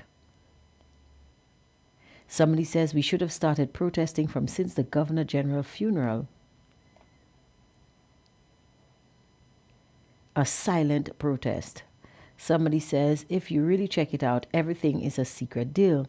Little to no transparency on most issues. Just now you will have to pay $20 plus to buy a 25-cent bread and a little sweetie. Guys, let me tell you, that's a scary thought, but don't get despondent just yet. Because you see, I've been seeing some spunk in the media lately. And the minister was not allowed. And you heard that last question. He said commercial deals cannot be made public. But he made the deal with Marie public. And so the reporter said, Mr. Minister, how come this one was made public and not the other? And he is trying his best to circumnavigate the question. And then he's asked again, and that's when he makes the revelation. Just be patient and take a listen. And I remember that press release going out, and I did authorize it to go out because I think then we had to let the public know that we had not just taken care of her, but we had treated her, and I believe they would have had discussions because sometimes the parties can agree, to release information. But yeah, that's as best as I can say. With regards to this very same situation, what's the government's position with regards to people who occupy crown lands and have been asked to relocate? Is it a case where it's mandatory that they be compensated, or is it otherwise? It's not mandatory. It's not mandatory at all. That, you occupy crown lands and you're asked to leave, and you have to leave. But the government has taken a very sympathetic and accommodating approach and to help people because they're human beings after all, and you want to support individuals, whatnot. So they get assistance. But what you don't want to happen is that it starts getting out of hand. People are just, going to live anywhere and just expect government to just pay them huge amounts for them to move. I mean, that is becoming a worrying issue. But you see, the thing they call the media. Now, I mean, I've never criticized the media, and I think I know too many people in the media for me to be critical of the media and how they operate, and I respect professional boundaries. But if somebody just calls you and they just throw out a story, I mean, sometimes you wonder, well, somebody should have called me and asked me. And there are some media people that will always call me and ask me, Minister, I want your views I want your opinion, all that. We were told X, Y, and Z. But, we live in an age of sensationalism. That's what, it's always been like that way, but social media has really accentuated it. You just run and post something, you just say anything, and then you realize, oh gosh, you're wrong. So dead wrong.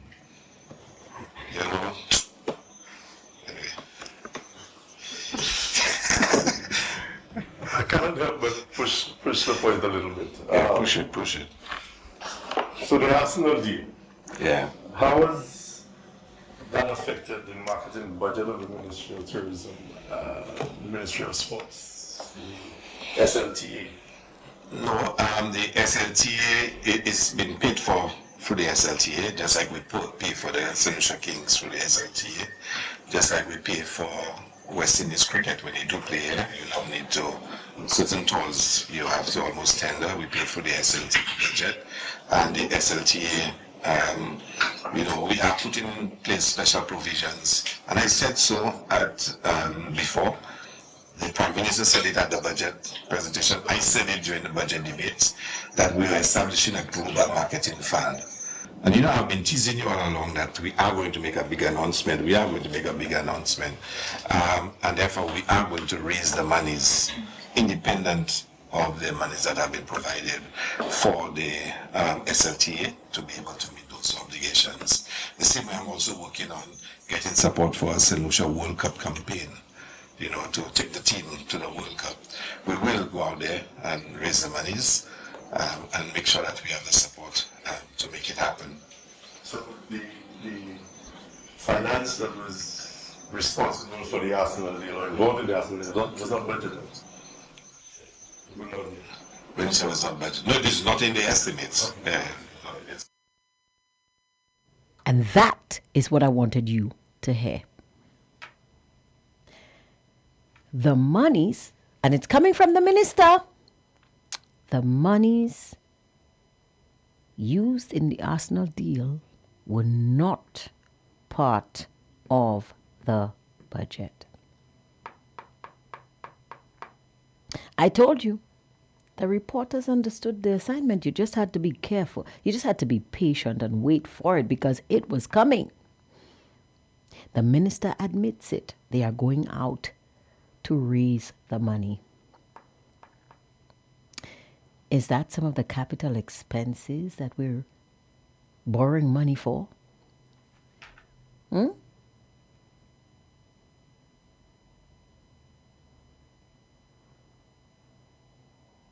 Is that why we need to borrow more money?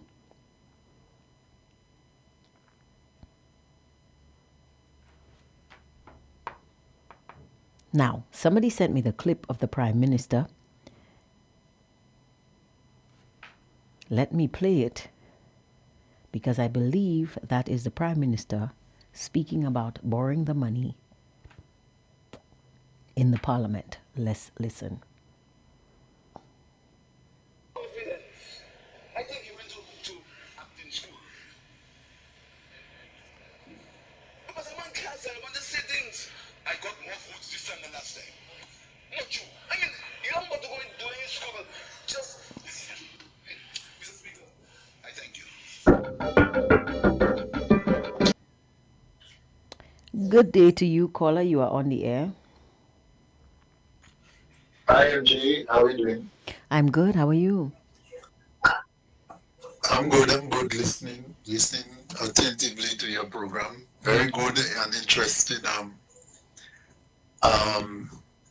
discussion so far. And Jay, I just wanted to ask you some questions in that while we're discussing, because I'm not clear on what I heard some person say about some of the developments going on.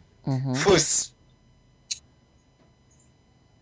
the island resort, which one is it? Is it the one at Mount Pima or the one at Rodney Bay? It's the one at Mount Pima. Okay. I think I heard somebody say that Island Resort bought Mount Pima. That's not true. Oh, okay. Mount Pima was purchased under the UWP administration by Invest St. Lucia, if I can recall well. I can remember the Prime Minister at the time saying that. That land was I don't know if it's the whole, I don't think it's the whole part.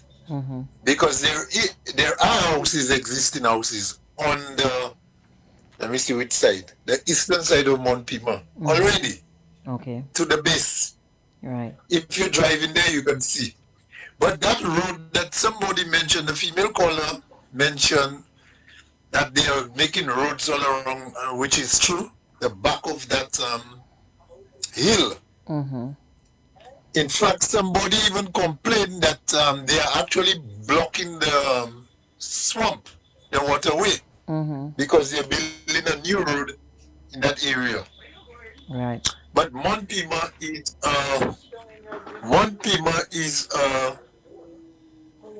government is Crown land, is government owned property. Wow. Okay. Yes, I can recall that very well. That was within the last year or so of UWP administration. Okay. Invest St. Lucia acquired that land, a portion of Mount Pima. Mm-hmm. And then that development, when the election, the new government came, that island thing was one of the first arrangements, first projects or investment made under, because the land was available. Right. SLPA knew nothing about Mount Pima. So I just wanted to say that, but there are also on G, listening to Onesile, I don't know which is worse, listening to Philippe Pierre or Onesile, but you really had a number on me today. Let me tell you, I'm holding I ate a whole bag of salt already. just trying to keep up with your program.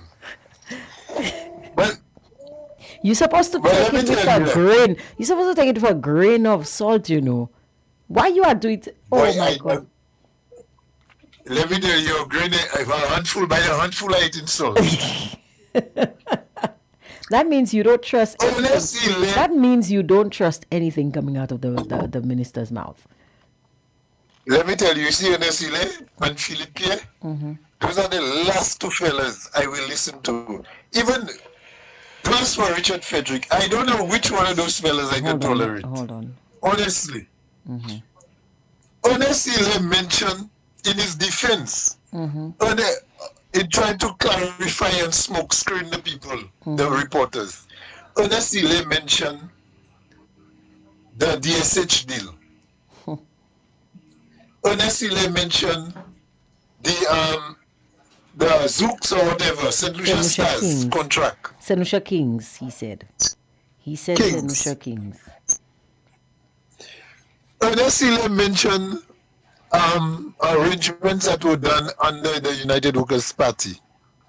But I want to ask you, Angie, because I don't keep those fellas in my mind so much. Who was the Minister of Sports under UWP? That would have been Spider Montoot, right? No, in 2016, I don't think it was Spider. Spider was I don't remember. Social. I don't remember. Was it Estefan? I don't remember. I know Estefan was sports, but was Estefan in the last administration?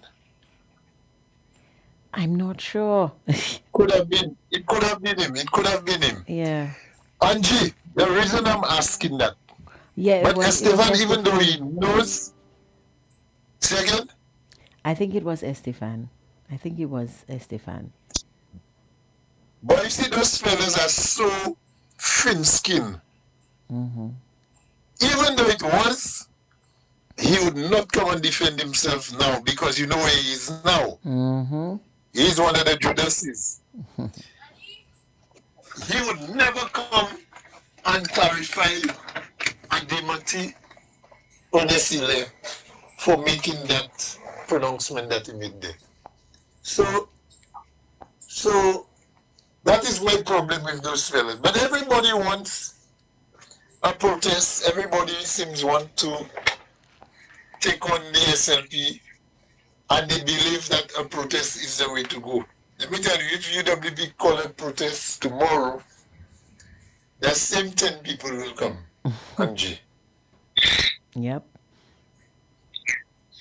You know, 10 people will come. Because half of the UWPs who didn't vote,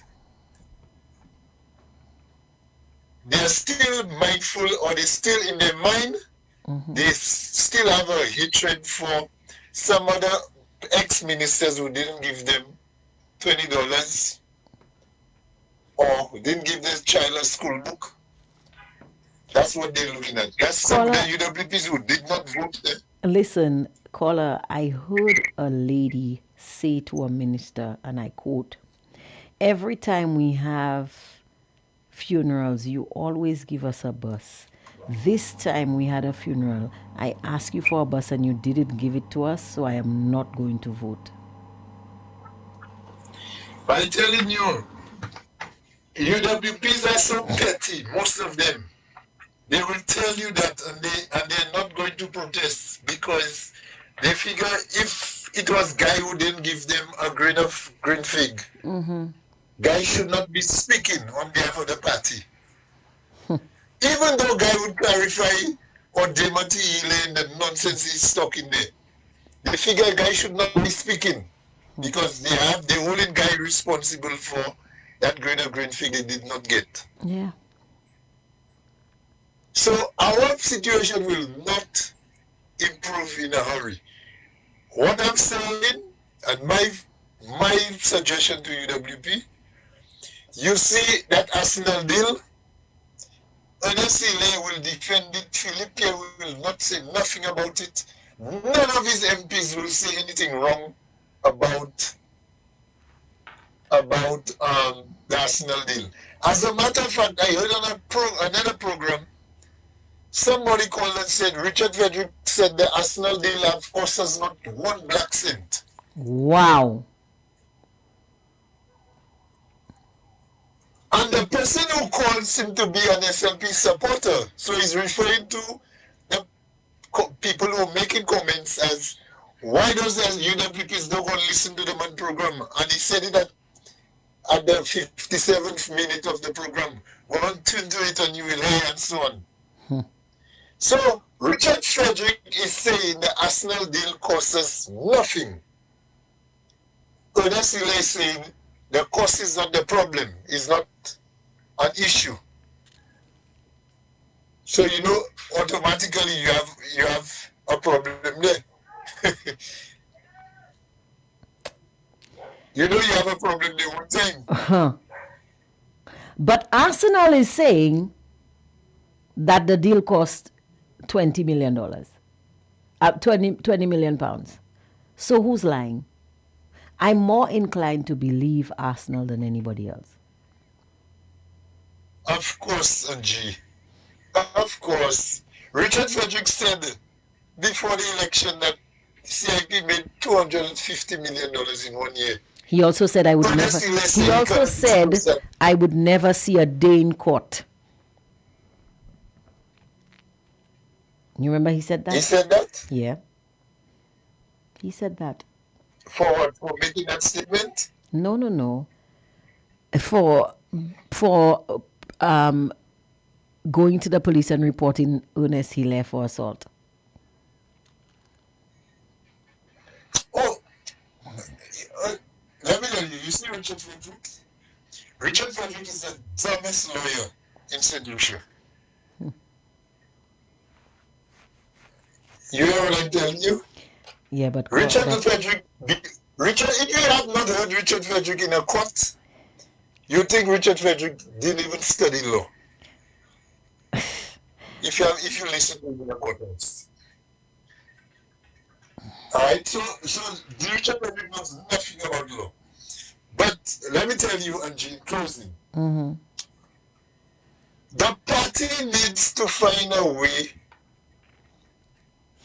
We cannot leave it to Alan Chastney that nobody likes.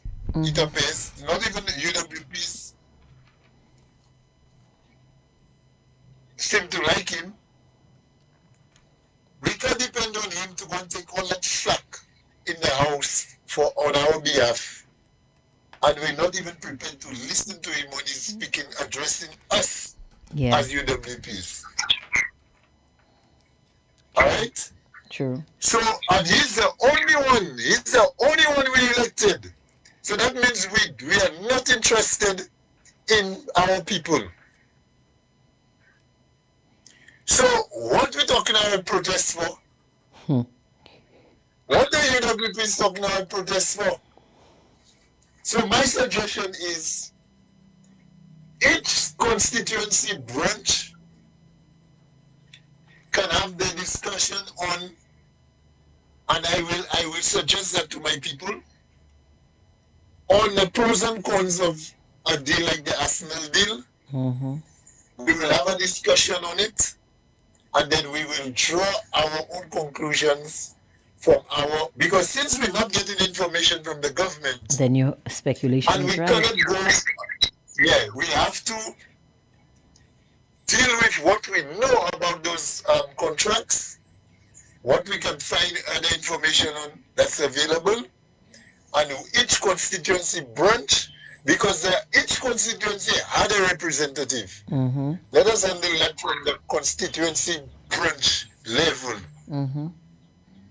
until we can submit something to we can arrange it in a way, submit something to our existing executive, and they can make a statement on it.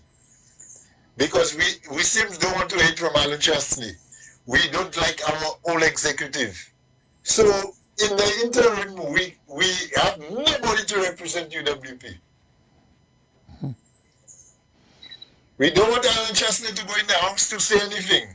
We figure he was in his time. But we need our message to come across. So who'll bring it for us? Who'll do it? We can rely on that show, your show, or Timothy Polio, because he will not carry our program or our comments on national news. So we have to devise a way to do it. UWP, former candidates and former MPs, if you hear Ernest Hillel say something that is rubbish, the Minister of Sports should be called upon. If it was Estefan, he should be called upon to refute what Ernest Hillel said about that deal with the St. Lucia team contract, and set the record straight. Right. And if it does not, because we suspect he won't, because he have already sold himself to the devil, if he does not, we'll have one more bag of coals to burn on his head. And that's my suggestion.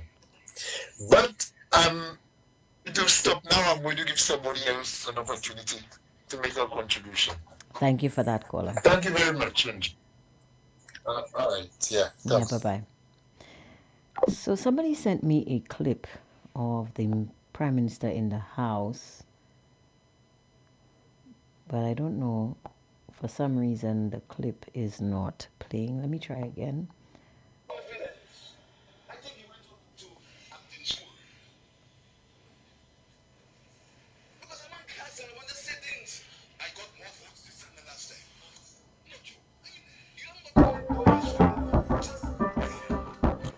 You guys just don't want to hear this Prime Minister speak, do you? Good afternoon to you, caller. You are on the air. Good afternoon to you, Angie. Go ahead, caller. Make your contribution. Save me the how I call it. Don't spoil my dinner time. But anyway, we have to listen to the Prime Minister. I listen to him. That's the only way we'll get the information to debunk the rhetoric, the nonsense that the Prime Minister says. So, we have to listen. But I just wanted to confirm that the Minister of Sports between 2016 and 2021 was indeed Edmund Estefan. Spider-Man Tooth was the Minister of Sports from 2006 to 2011. But Edmund Estefan was the Minister of Sports from 2016 to 2021. Thank you for that. I want to concur with the last caller. We need to press the pressure, apply the pressure on Edmund Estefan. I didn't hear Ernest in a statement, but if and I don't believe the last caller would mislead the audience. So we need to press Edmund Estefan to come out in the public and debunk what Ernest Hillel said, because he was the minister. There's nothing to debunk, caller, because Ernest Hillel didn't say anything. He implied. And that is the point. And that's why we keep getting distracted. He implies stuff and then we rush off in the other direction instead of staying doggedly and keeping our eye on the prize.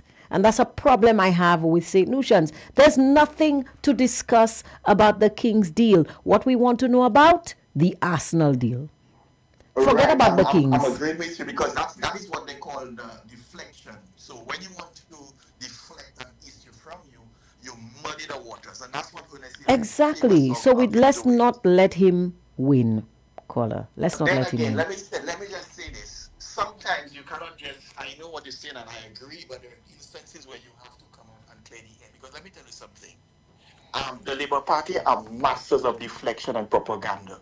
And so he will send out those innuendos because he knows there are some solutions, sadly, that when they hear statements, they don't go and fact check, they don't read, which is a problem in our country. Most solutions do not read. So they will go with it. For example, they try to muddy the waters with the vaccine money. And I'm happy that the Honorable Alan Chastney and the UWP came out and debunked that. So that's what they do. And they still at it, the Senatorial Labour Party, they hacks. When they lose in an argument, based on the rhetoric and the propaganda of the party, they repeat it, they regurgitate it. So sometimes when you hear Ernest Hilaire is sending out those innuendos, we have to respond. But I No, agree we with you. don't. It's just a, Because it's it's only a just distraction. When they say that right. about the Kings deal, yes, we know about the Kings deal. Now tell us about the Arsenal deal. And we stick to it.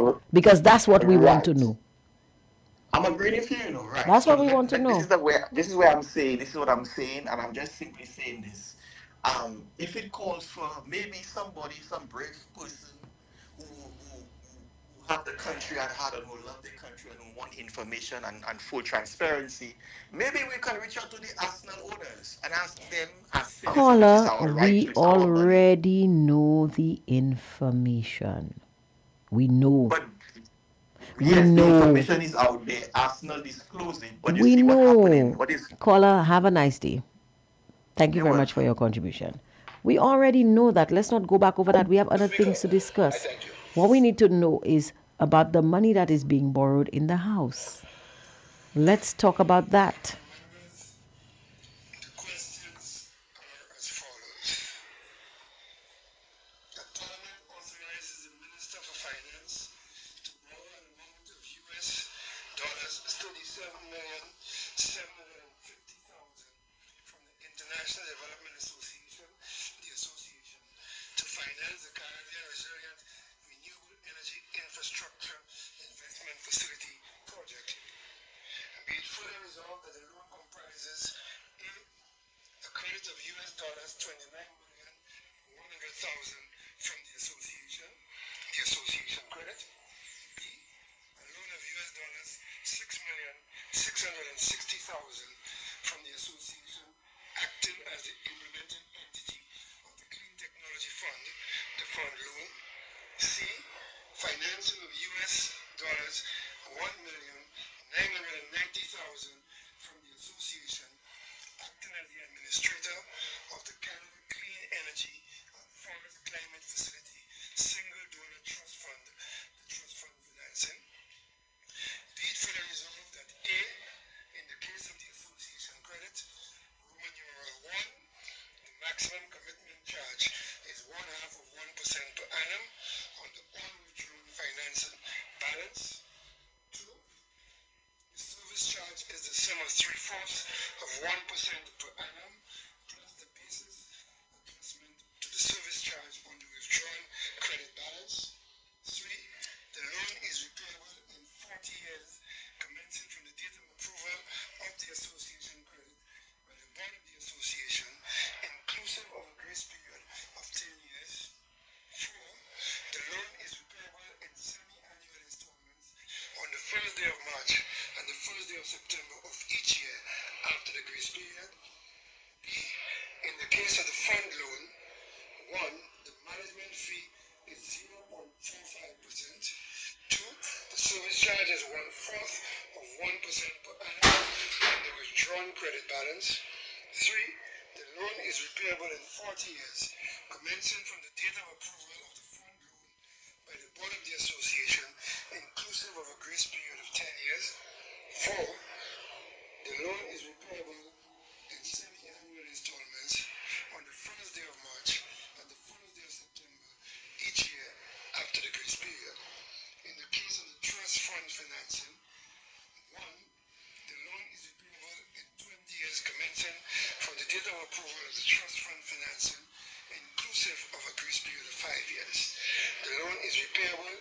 semi-annual installments on the first day of March and the first day of September of each year after the grace period. I now put a question: as many as that opinion say aye, as many as a contrary opinion say no. I think the ayes have it. The ayes have it. The second question is that Parliament authorizes the Minister of Finance to borrow an additional sum of US dollars 5,567,044 from the International Development Association for capital expenditure for the Caribbean Digital Transformation Project. And be it fully resolved that A, the maximum commitment charge payable on the unwithdrawn financing balance is 1/2 of 1% per annum. B, the service charge is payable on the withdrawn credit balance that is equal to the greater of 1, the sum of 3/4 of 1% per annum plus the basis adjustment to the service charge, and 2, 3/4 of 1% per annum. C, the loan is repayable in 40 years, commencing from the date of disbursement of the loan, inclusive of a 10-year grace period. D, the principal amount of the loan is repayable on each 15th day of April and 15th day of October at the rate of 1% of the loan amount commencing on the 15th day of April 2045 to the 15th day of April 2045, and 2% of the loan amount commencing on the 15th day of October 2045 to the 15th day of April 2065. And now put the question: as many as of that opinion say aye, as many as of a contrary opinion say no. I think the ayes have it. The ayes have it. The third question is that the Minister for Finance considers it necessary to borrow an amount equivalent to 22,900,000 special drawing rights loan from the International Development Association to finance the Caribbean Efficient and Green Energy Building Project. Be it fully resolved that A, the service charge is 3/4 of 1% per annum on the withdrawn credit balance. B, the loan is repayable in 40 years, commencing from the date of disbursement of the loan, inclusive of a grace period of 10 years. C, the principal amount of the loan is repayable on each first day of March and first day of September each year on the following terms: 1% of the loan amount commencing on the first day of March 2035, 2, and including the first day of September 2044, and 2% of the loan amount commencing on the first day of March 2045 and including the first day of September 2064. I now put the question: as many as of that opinion say aye, as many as of a contrary opinion say no. I think the ayes have it. The ayes have it. And the fourth question, that the Parliament authorizes the Minister for Finance to borrow an amount of special drawing rights 18,500,000, the loan, equivalent to approximately US dollars 25 million from the International Development Association to finance the St. Lucia Urban Resilient Flood Investment Program, and be it further resolved that A, the service charge is 3/4. So we have the government borrowing a lot of millions, guys. 37,750,000 in one instance, another 40 million. Do I have this correctly? No, that's 5,567,000, another 22,900,000, and another 18,500,000. Wow. All of this borrowing, plus the Arsenal deal. Remember, the money for the Arsenal deal was not in the budget. So where is the money coming from? Is it part of these funds that are being borrowed? Let's go to the Facebook platform. In response to the minister saying that persons who occupy crown lands are not entitled to compensation, people are raising questions. Somebody says, but that's what you all have been encouraging, especially during the campaign season. Somebody says, that's what you all made people believe before election, that anybody could stay on crown lands. Somebody says, so the media is friends to Hilaire. Hence why they refuse to pose hard questions to this man. The money is not in the estimates. Wow. Listen to this man. My gosh. Somebody says here, good day, Miss Angie and all hard talkers. Welcome to you, Festus. Please have a seat and hope that you learn something. Did that individual speak at this one-sided budget debate? Not that I could afford to take the I just skipped that part of the comment. Somebody says, Angie, we can't help it. You see what I'm talking about? We are all the same. Somebody says, LOL, Foster. Another says, the minister was SD, and yes, he was in the UWP government. Somebody says, you're so right, Foster. Somebody says, don't worry with her. The election is far. I think referring to the person who made the statement on the other show. Somebody says, you are right, Foster, about the green fig. Another one says, Labour's think that they will control people's minds. Some of them are so ignorant. Another says, I've heard him in the lower house trying to embarrass himself, especially when Sir Alan stands to speak. Somebody says, I go and listen to my PM Alan, then I leave, referring to the Parliament. Another says, handshake on that, Angie. We have to remain focused and keep our eyes on the prize. Yes, we do. Stop allowing these distractions, people. Stop. We need to focus on what's important. And I find that's a problem a lot of St. Lucians have. What we want to know, we already know. But we want Ernest Hilaire to admit, to let us know why he refuses to disclose the nature of all of these deals when we can simply go to the other party. Like the reporter said to him, deals are two-way things. He didn't tell us what it was, but Arsenal did. We already know. What we want to know is what are you hiding? Why are you not coming clean? And when he deflects, leave the deflection where it is. Ignore it because it is supposed to be ignored.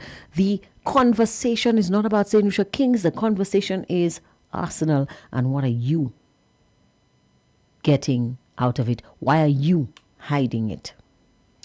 Somebody says Hilaire is a vexation of spirit. Another one says, Angie, I find something fishy with this Uber deal. Hearing the minister saying he wrote to management, didn't get a response, but yet they are still operating on island. Where is the National Taxi Association? Knowing this type of minister, sometimes you wonder if he has any credibility left at all. We'll talk about Uber another time. Somebody says, but they are not doing what they took the loans. They are not saying what they took the loans to do. So PJP is they are not doing what they took the loans to do. So PJP is sucking the country before he leaves. Somebody says, Angie, my data is wasting. But we needed to know about the loans. Somebody says, that's when they all will be dead already, 2040. Somebody says, take loans, peep. Take loan. You will not be there to pay it. UWP children will be the ones paying. Somebody says, Angie, maybe the Minister of Tight Pants can give us some info on the Arsenal deal, knowing he's a big-time fan. Arsenal has given us the info. We know about the deal. What we want to know. Why is it that the minister feels the need to hide the finer details of the agreement? What's in it for him? And I want to ask a question today. Oh, our time is way up. I need to ask a question before I leave. Concerning GPH, Does the St. Lucia Cruise Ports deal contain the same special vehicle that allows Vincentians to buy a percentage of the shares of SVG Cruise Ports? And if so, why has this not been disclosed to the public? And also, how many shares are there available for purchase? We need to ask the right questions so that we can get the right answers and not allow ourselves to be distracted when the minister throws out these frisbees of misinformation and innuendo, because that's not the prize. The prize is him. He's trying to distract us. We're the hounds sniffing around him. We caught him with his hand in the cookie jar. And he's trying to get away. So he's flinging St. Lucia King's cookie at us. We don't want that. We want the arsenal cookie that you have in your pocket. And we're not going to be distracted so that you can run away and eat it. Have a wonderful day, guys. Thank you for being here. Thank you for joining me. Stay safe. And remember, don't let yourself be distracted. Have a wonderful evening. Bye-bye.